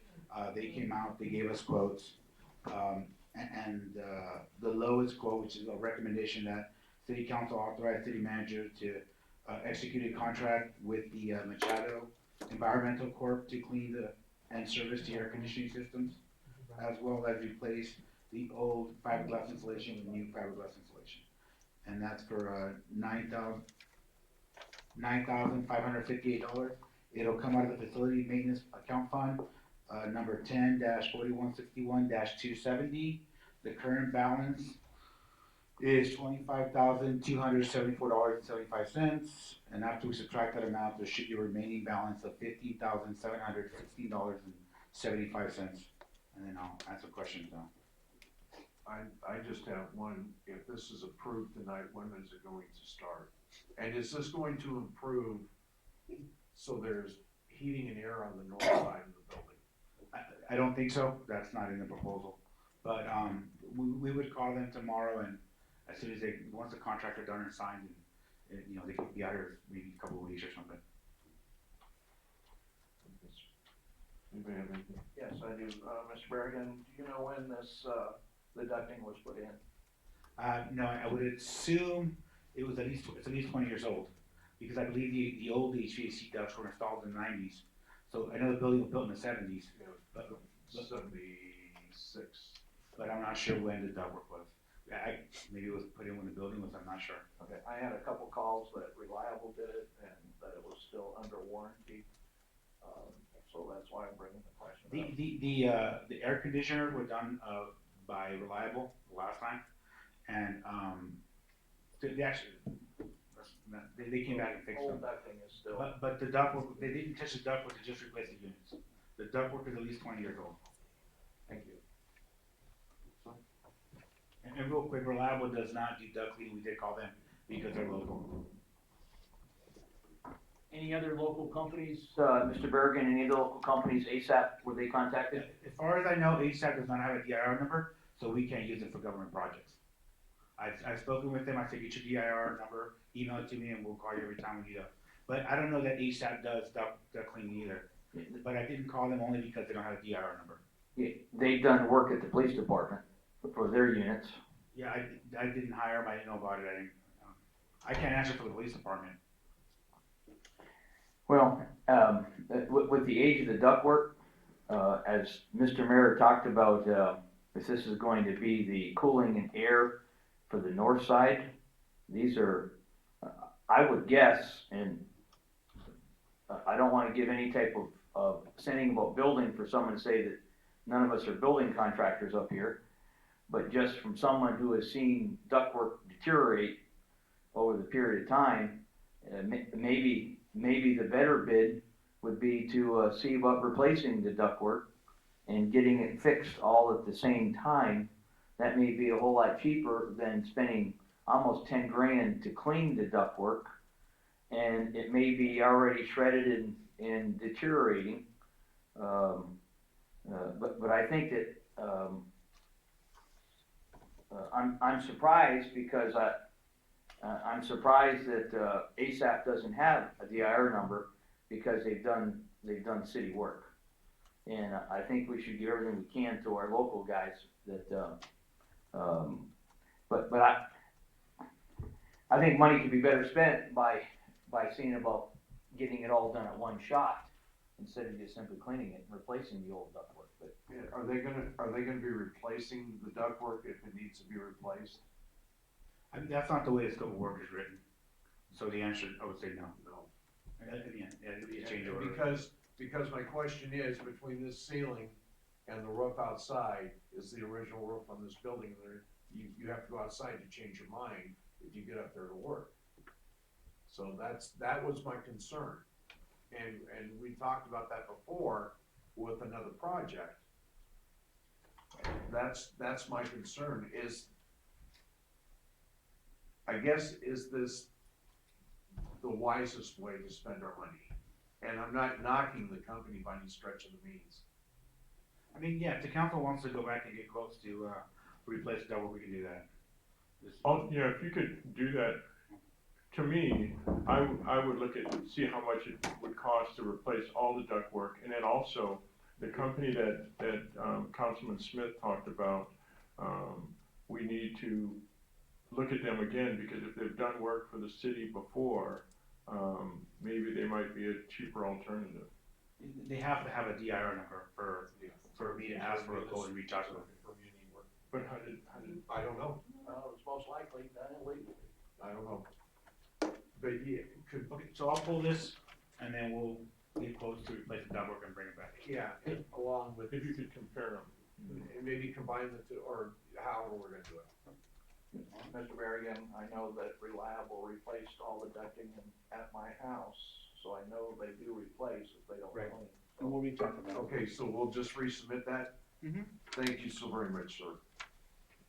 Mr. Mayor, just to add on to that, if they're gonna just replace the ductwork, in the scope, it should be that everything gets connected. Yes, yes, yeah, I was gonna bring that up. too. And then it's gonna be the ceiling in the lobby, cause they're gonna have to replace that. Yeah, So, so we'll do the whole thing in one shot. so, thank you, sir. Okay, yes, sir. Quick, let's see here. You still talking about MB2? Yes, Okay. the city has an ordinance that says buy local up to 20% over other, over non-resident bids. So I'd like to know what's happening about using the, local contractors as long as they're within the 20% range. Okay, Thank you. okay, sir, thank you. That's in the city ordinance. Yeah, that's in the city ordinance, yeah. NB3, proposed municipal utility interim public works director, Bergen.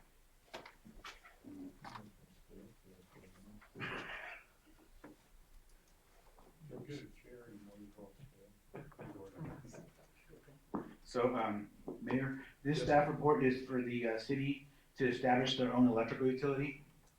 We've done a lot of research and study a lot on this. I'll quickly just explain the business model for this to kind of give an explanation, because when people hear an electric utility, they think that's something grand or big. If the city attempted to do that, and we could, there's a lot of risk involved. There's a lot of licensing, permit fees, not just with the state, but with the feds, especially if you're gonna run power lines overhead and if you go over certain voltages and so forth. What we're trying to accomplish with this, well, first of all, we established our own electrical utility. We might be able to go back to Edison, renegotiate the solar farm deal, because now we are our own electrical utility, so we can cross property lines. So we're hoping we can use all the credits on that. But another one would be, obviously there's a need for a lot of developers in our town to get power. And our idea is to partner up with Edison, and any developer that come in, we first obviously recommend them to Edison to see if Edison can provide them power. If Edison is not, because they're too far away, they don't have enough capacity, then we would look at either nanogrids or microgrids. I like to use the word nanogrids because it's a lot smaller. But we have developers. I know the mayor met with them. They came out from Switzerland. They're constantly emailing us. They want to come in. They want to invest in our community. And we see this nanogrid as a good way to get started with minimizing a lot of risk. There's always going to be risk. And of course, anything we come up with or any ideas we brought back to council for approval, this would just be to establish electrical utility so we can have a meeting with solar companies, with investors, with potential developers, and see if we could provide them with little nanogrids or even microgrids. And I'll just answer questions then. Well, was there not a thing that was brought up by Edison that says that they won't be able to get full power to us or partial power to us more until 2021? Yes. Yep. All right, thank you. That's all I have, sir. Yes, you mentioned risk, Mr. Bergen, what is the financial risk if we approve this as is tonight? Well, the point, any costs associated with this utility will be paid by the investors that we're currently speaking to. So, zero risk for us if we approve it as is tonight? But yeah, just the way it is right now, yes. We will bring back another staff report with the ordinance if we do. If we end up partnering up with a developer, an investor, some solar companies, then obviously that's going to be a lot more detailed, a lot more involved, depending on the size of the system, we will bring all that back to council for approval. I'm good with zero risk.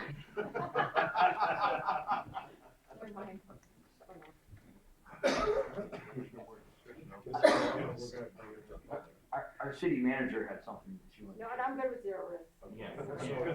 I'll leave you alone. Go ahead.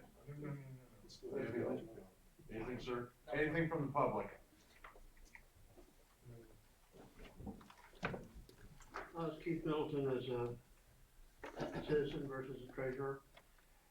My memory is failing me as the years go by, but it seems to me about 3 years ago, we had somebody come in from Las Vegas and give a presentation about setting up microgrids and whatnot here in the city at their risk, not ours.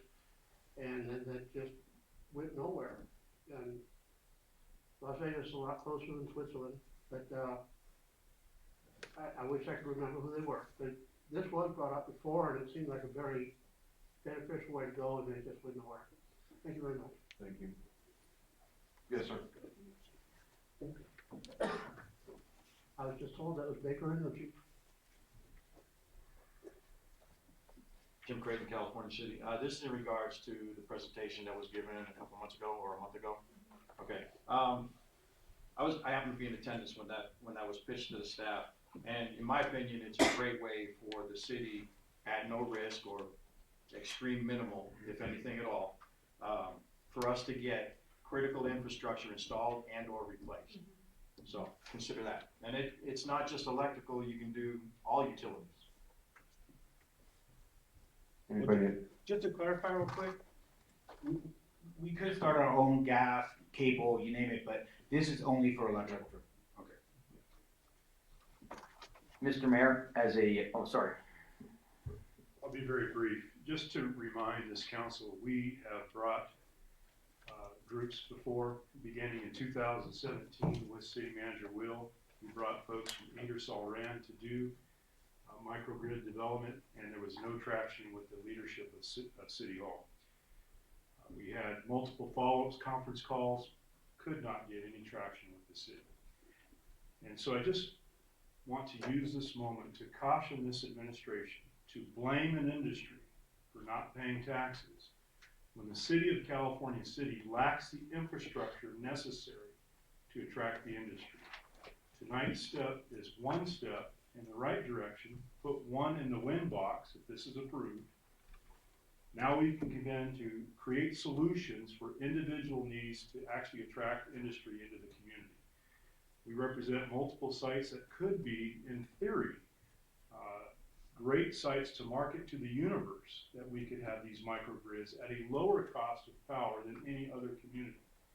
So finally, on this moment, if you put this in the win column, now we can begin to address the power needs. Perhaps in several months, we'll begin to collect tax revenue as a result. Without the infrastructure, you might be smoking something. Thank you.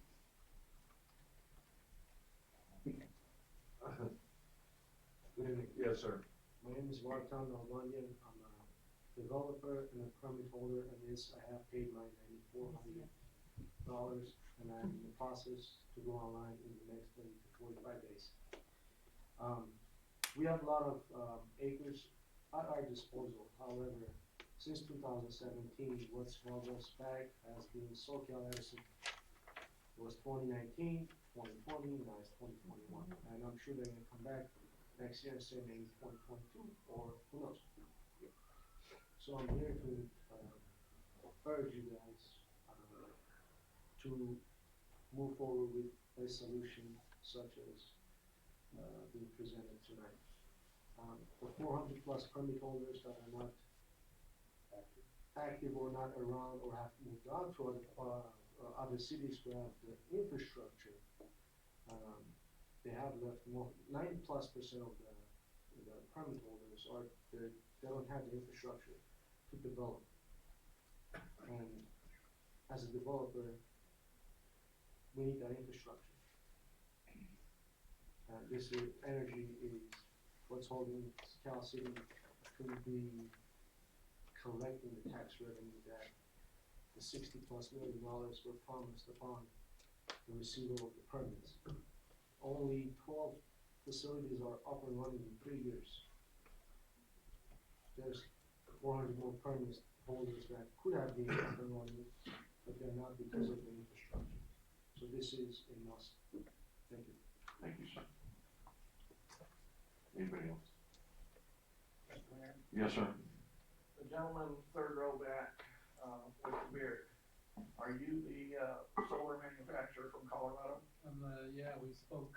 Yes, I spoke with this gentleman, he's, very interested in bringing a solar manufacturing plant to our city and putting in solar grids, for our infrastructure, not only our residential, commercial, everything. I don't know if he wants to speak tonight, but he definitely has a plan that could bring a lot of power to our city.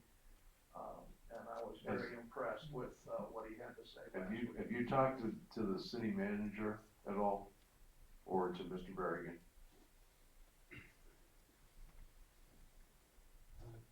Council, city manager, my name is Terry France.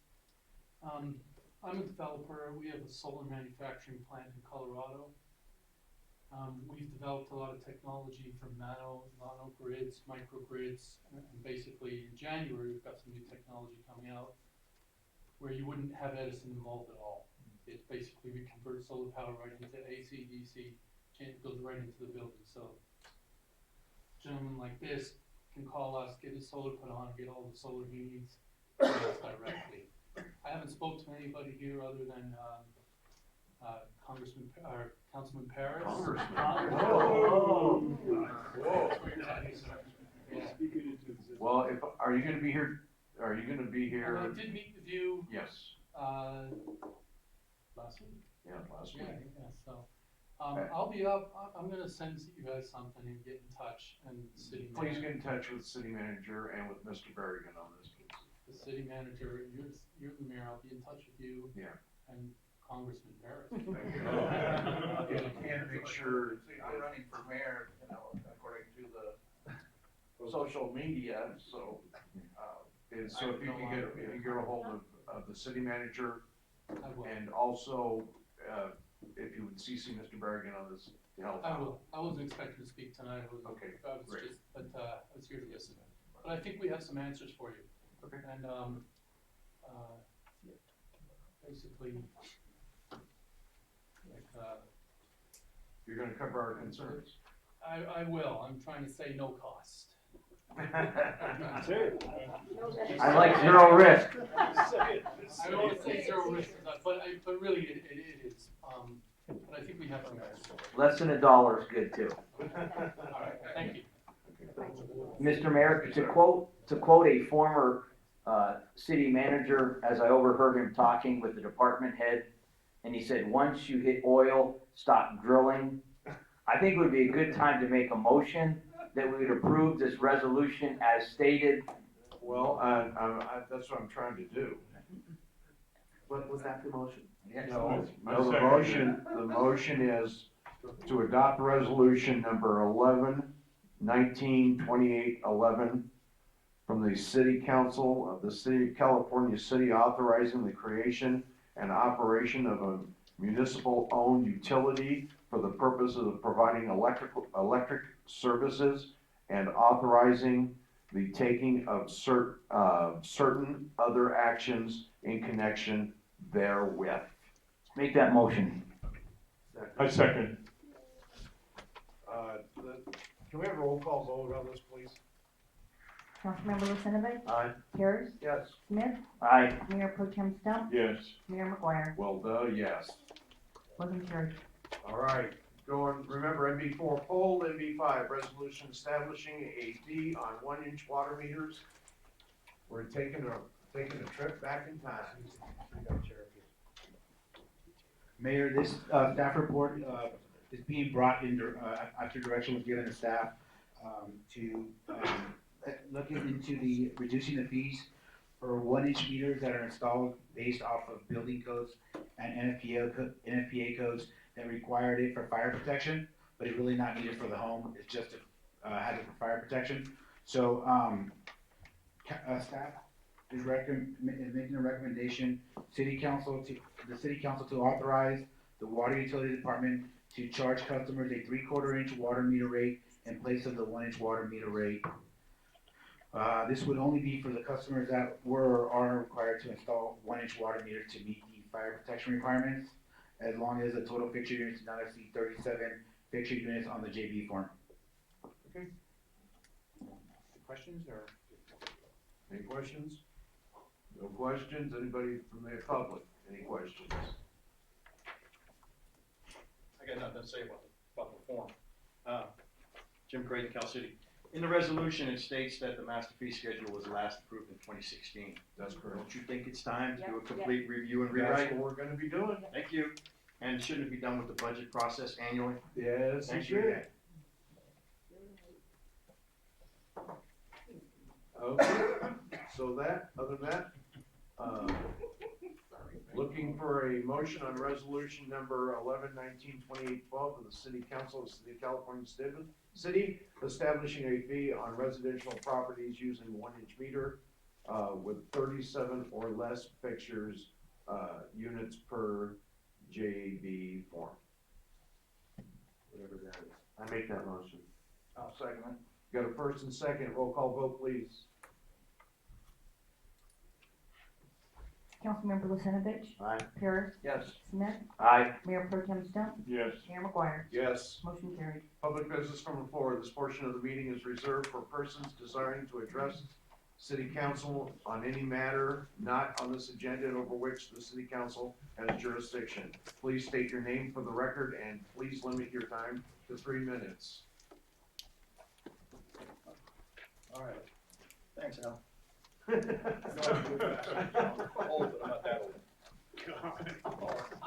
Jim Creighton, Cal City. I got 3 things to bring up. First, I don't think it's right that council members or the mayor should have their personal phone numbers, home or cell, published in order to conduct city business. If the city took a hard look at the number of city-paid cell phones, I'm sure they could find 5 that could be reassigned to the council and the mayor. The question for either the city clerk or the city attorney. During the next city election, there will be 3 council seats open. 2 are 4-year seats and 1 is a 2-year seat. How will the voters know who is running for which seat? Or how will the seats be distributed after the election? That'll just be a draw. They'll draw it till it'll be 4, one will be 2. And it'll have to be posted on the Notice of election. But say Councilman Stump reruns and wins, he automatically gets that 4-year seat, correct? No. No? If he reruns. He's running for his own seat. Well, I know, but he still has to win it just like anybody Well, that's what I else. said, if he runs again and wins. But then there's a period of time if he decides not to run, then there's an extended, a week's time where people can, it gets extended to have people come and get their papers. Okay. There would be a clarification on the 1 seat for 2 years, Yeah, it's all written down. that is All right. that seat. I just, maybe somebody was curious, because I was. Over the years, I've noticed many reoccurring payments to the same companies, both in Cal City and other locations. Do we have valid signed contracts with these various companies, and are they properly invoicing the city? Also, are we putting out RFQs for projects and or repairs that we can't do in-house? That's all I got. And you can respond to that. Okay. Yes, sir. I'm gonna respond to. Oh, no, we're gonna send some. Okay. We'll send them an email.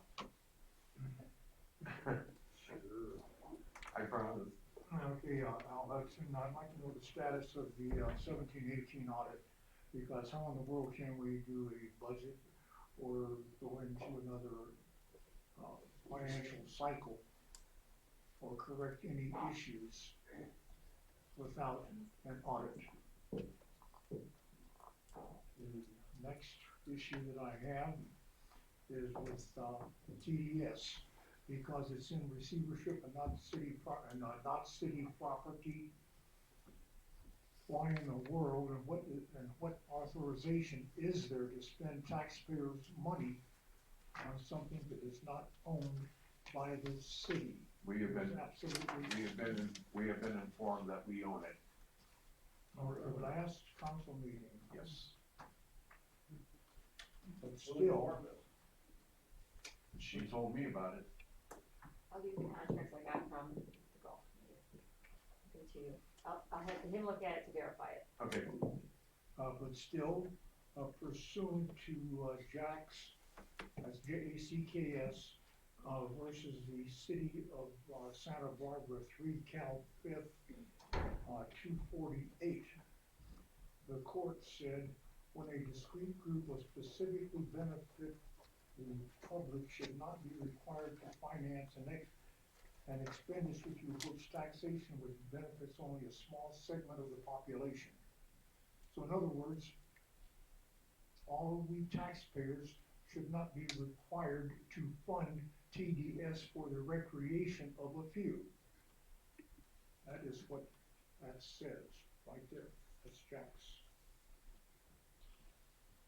Along the same lines, I'd like the city manager or the mayor to direct the city clerk to make a note in the minutes of citations and ordinances that are presented for the record.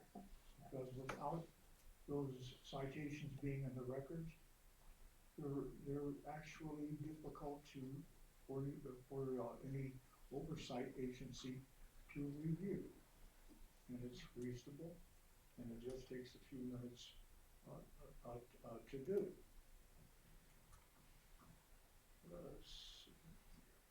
And the next item is the Chamber of Commerce.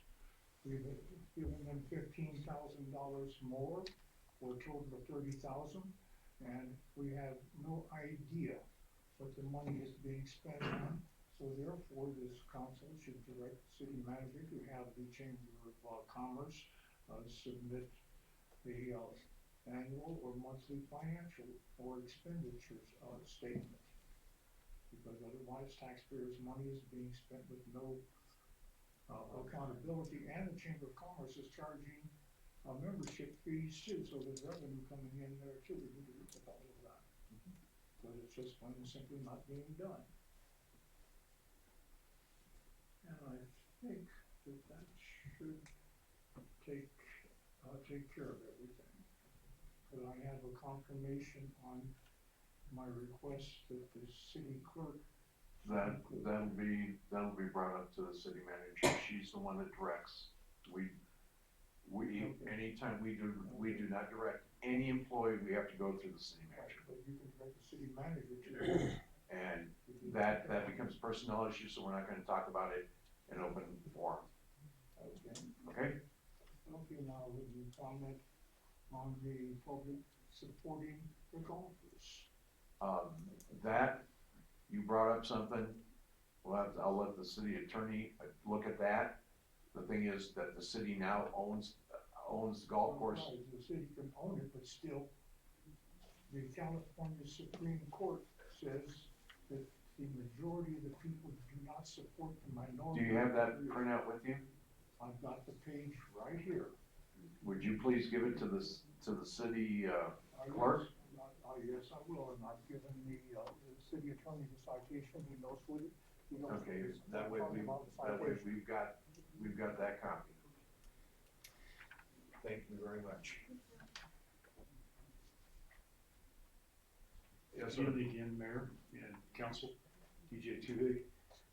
Just want to shout out some kudos to the staff that's actually bringing meaningful staff reports, bringing resolutions to improve upon economic outlook and to remove impediments. Tonight, with the potential of the city utility, that's a step in the right direction, and there's other things that can be done.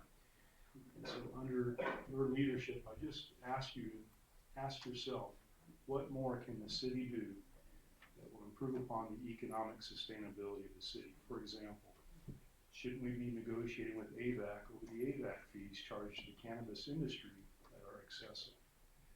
Shouldn't we be looking at other things that we can do that will remove impediments so that businesses will actually come here and help support general services and help support public safety? And so there's a lot that can be done, and I ask you to revisit what your role is to improve the economic sustainability of the city. It was not so stated in the budget. There was no mission, there was no strategy, it's not in there. And so consider that, in the next week or two, come back to council, and there's actually an agenda item that will bring forth an economic plan or a sustainability plan that will be to the advantage of public safety, it will be to the advantage of the city. Thank you for your time. Thank you, sir. Anybody else?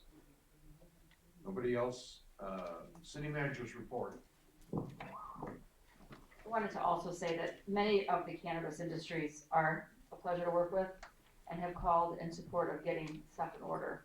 So I know we kind of put the burden on them, but the burden really is on us to maintain what we've done. And again, a lot of them have been in compliance and are doing very well. On Thursday, the East Court Economic Alliance meeting will be held here in California City this Thursday at 2 o'clock at the Arts Community Building. Everybody's welcome to attend that. The planning department on the 15th is, we're going to be going to Fresno with Sequel Consultants and myself. We'll be going, it's just a day trip to address the Department of Fish and Wildlife to defend our city and on behalf of our developers, because they've been hard to deal with, and we're going to challenge them for this. There is one opening on the planning commission. It'll be open for one more week. If you're interested, please submit a letter of intent with resume to the city clerk no later than 11/19/2019. What day is that next week? Tuesday? Okay. Next Tuesday. And that's all. Okay. Council agenda. This portion of the meeting is reserved for council members to present information, announcements, and items that have come to their attention. The Brown Act precludes council, staff, or public discussion. Short staff responses are appropriate. The council will take no formal action. The council member may request the city clerk to calendar an item for consideration at a future meeting or refer an item to staff. Anybody have any AB 1234s? I attended the Air Quality Control Board meeting this last week. I chair that committee. We've been getting numerous calls about cannabis odor coming from the grows, the manufacturing areas. The Air Quality Control Board has given us a number that you can call, and they will send an investigator out and investigate the odor and either site or make sure that they have the proper permits For for the odor control. the record, do you have that number? I have it right here. If you go ahead and announce it. It is 661-862-5250. Can be called anytime during business hours, and they will respond and send an investigator out to the location. Thank you, sir. Sir? I've been asking for a report on water billing with the intent of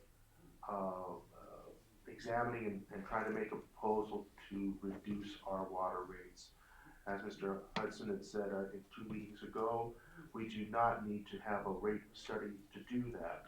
And I would suggest that there's some cost savings that we need to consider almost an emergency at this time. We approved a $4.4 million general fund revenue budget line, and that comes out to be $366,000 a month that the city takes in revenue. In the month of September, the city was billed $120,000 for water use. So just for the math, that means a third of our revenue was tied up in water use in the month of September. That puts a hamper on any way we look at it in terms of developing independence and financing our city. I'm not interested in talking about losing a golf course or 2 golf courses. I don't want to see trees dying because we're not watering them. But we have to explore and consider this an emergency need in our community, how we reduce our utilization of water. I would suggest that it would be appropriate for us to know every month before we receive our billing what we've done to try to reduce that, to reduce our water usage by the city.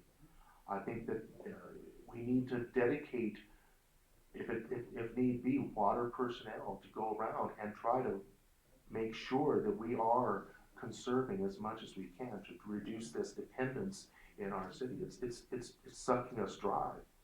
The water department is sucking us dry.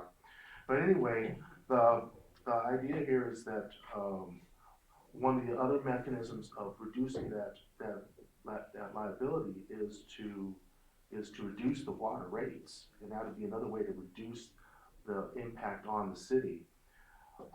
Again, I'll go back. I would like to know how we are trying to reduce the water usage on the golf course, what percentage we have for target goals, and how we are approaching those targets each month when we're getting our report on water utilization. And like I said, if that requires extra bodies going out to make sure that we're trying to reduce it to be as little as we can, I want to know that that's happening each and every month until it's manageable. That's my big issue. Thank you very much. Sir? Thank you, Mr. Mayor. The odor control, I've had a number of calls on that. Been to 2 spots out by the airport. It was just, it really was repulsive. In both of these spots, something's got to be done about that. And I realize this is not about directing you, ma'am, but just a request, a thought. We had 8 guys that Mr. Hudson has reminded us that were hired specifically for water line replacement. We need to get those water meters replaced, and where it's my understanding these guys are working, pulling the oleanders out. I think the water meter replacement would be a higher priority than that, and I think that would be a potential consideration. It's a very natural thing for me as a pastor to go to a lot of funerals, to a lot of memorial services, and I know that especially Councilman Lucinovich is not able to free up during the day. He has a very full plate. Somebody made mention of the fact of his terminal degree, and if you want to examine my teeth, he did my braces for me, and I'm joking, yeah, no braces there, but I've had the opportunity with most of the council members to participate in memorial services for citizens. I'm all for the AB 1234. I'm very thankful for our council members that have done that. Had the opportunity in 1 week to attend 2 memorial services with our city manager, and I just want to say it meant a lot to the family that may not know anything about us, but it means a whole lot for their family members, especially out of town, to know that their loved one had our city manager, had our mayor, had council members, had former Mayor Wood that showed up. That made a big difference for family members out of town, and I just want to commend you, ma'am. Want to commend you guys that are able to do that. It means a lot. So just want to throw that out. Thank you, sir. Sir? On the negative side, people come to me, and sure, all of us, and talk about code enforcement and so on, and I was able to, I got collared today while I was at the American Legion. Collared, and one of our citizens, and they told me to go and look at a place, and I did, and I think the city manager knows of it. But you know, a lot of us are proud of our city. All of us are, actually. And if you see anything that needs code enforcement's attention, bring it forward, because we have people in the city who will do something about it. on the 11th, which is Veterans Day, I always participate in that, and a lot of us up here do. Matter of fact, the mayor was there with his old vehicle that he used to drive. And Was that his horse and buggy? yes, the horse was called Blackjack, so it was it a mule or is it a horse? But anyway, all of us, that's a very important day. All of us here in this, we just had some visitors come and visit us. And as all of you know, my wife is from Australia, and these people are from Australia. And they were just amazed at how much Americans, how proud we are of our flag, of our country, of our veterans. You know, when I would go places and they would give military discount, they were just shocked by that. Like, they give veterans discounts, and when people would say thank you for your service, they were just shocked. We went on the base at Edwards, and I mean, they're just amazed at how we are for our country. So we have a very good country. We really do take care of our veterans, and we need to continue to be like that. Again, not that I take the 11th lightly, I don't. I really, because my family has been, you know, fighting for this country since its inception. But it really, by having Australian visitors, you know, in our house and everything, it really made me appreciate our country even more. So, thank you. I have a couple announcements, real simple. I messed up when I sent out a letter to the Desert News, John, and I tried to get it corrected, but I was slow in getting it corrected, but thanks for trying, sir. But I do need to publicly apologize to Jim, you, because you helped out measure, yep, in reference to Lynn's memorial. You helped me out measuring for things and making signs up, and you weren't mentioned there, and so I'm apologizing to you on that. That was my mess up. Also to the B and to the Legion. I inadvertently forgot to put them in there. I'll take the heat for it. It was my mess up. There is no excuse, and I apologize to them also. Other than that, looking for a motion to adjourn. Make that motion. All in favor? We're Aye. out of here. Ladies and gentlemen, thank you for attending tonight. We're out.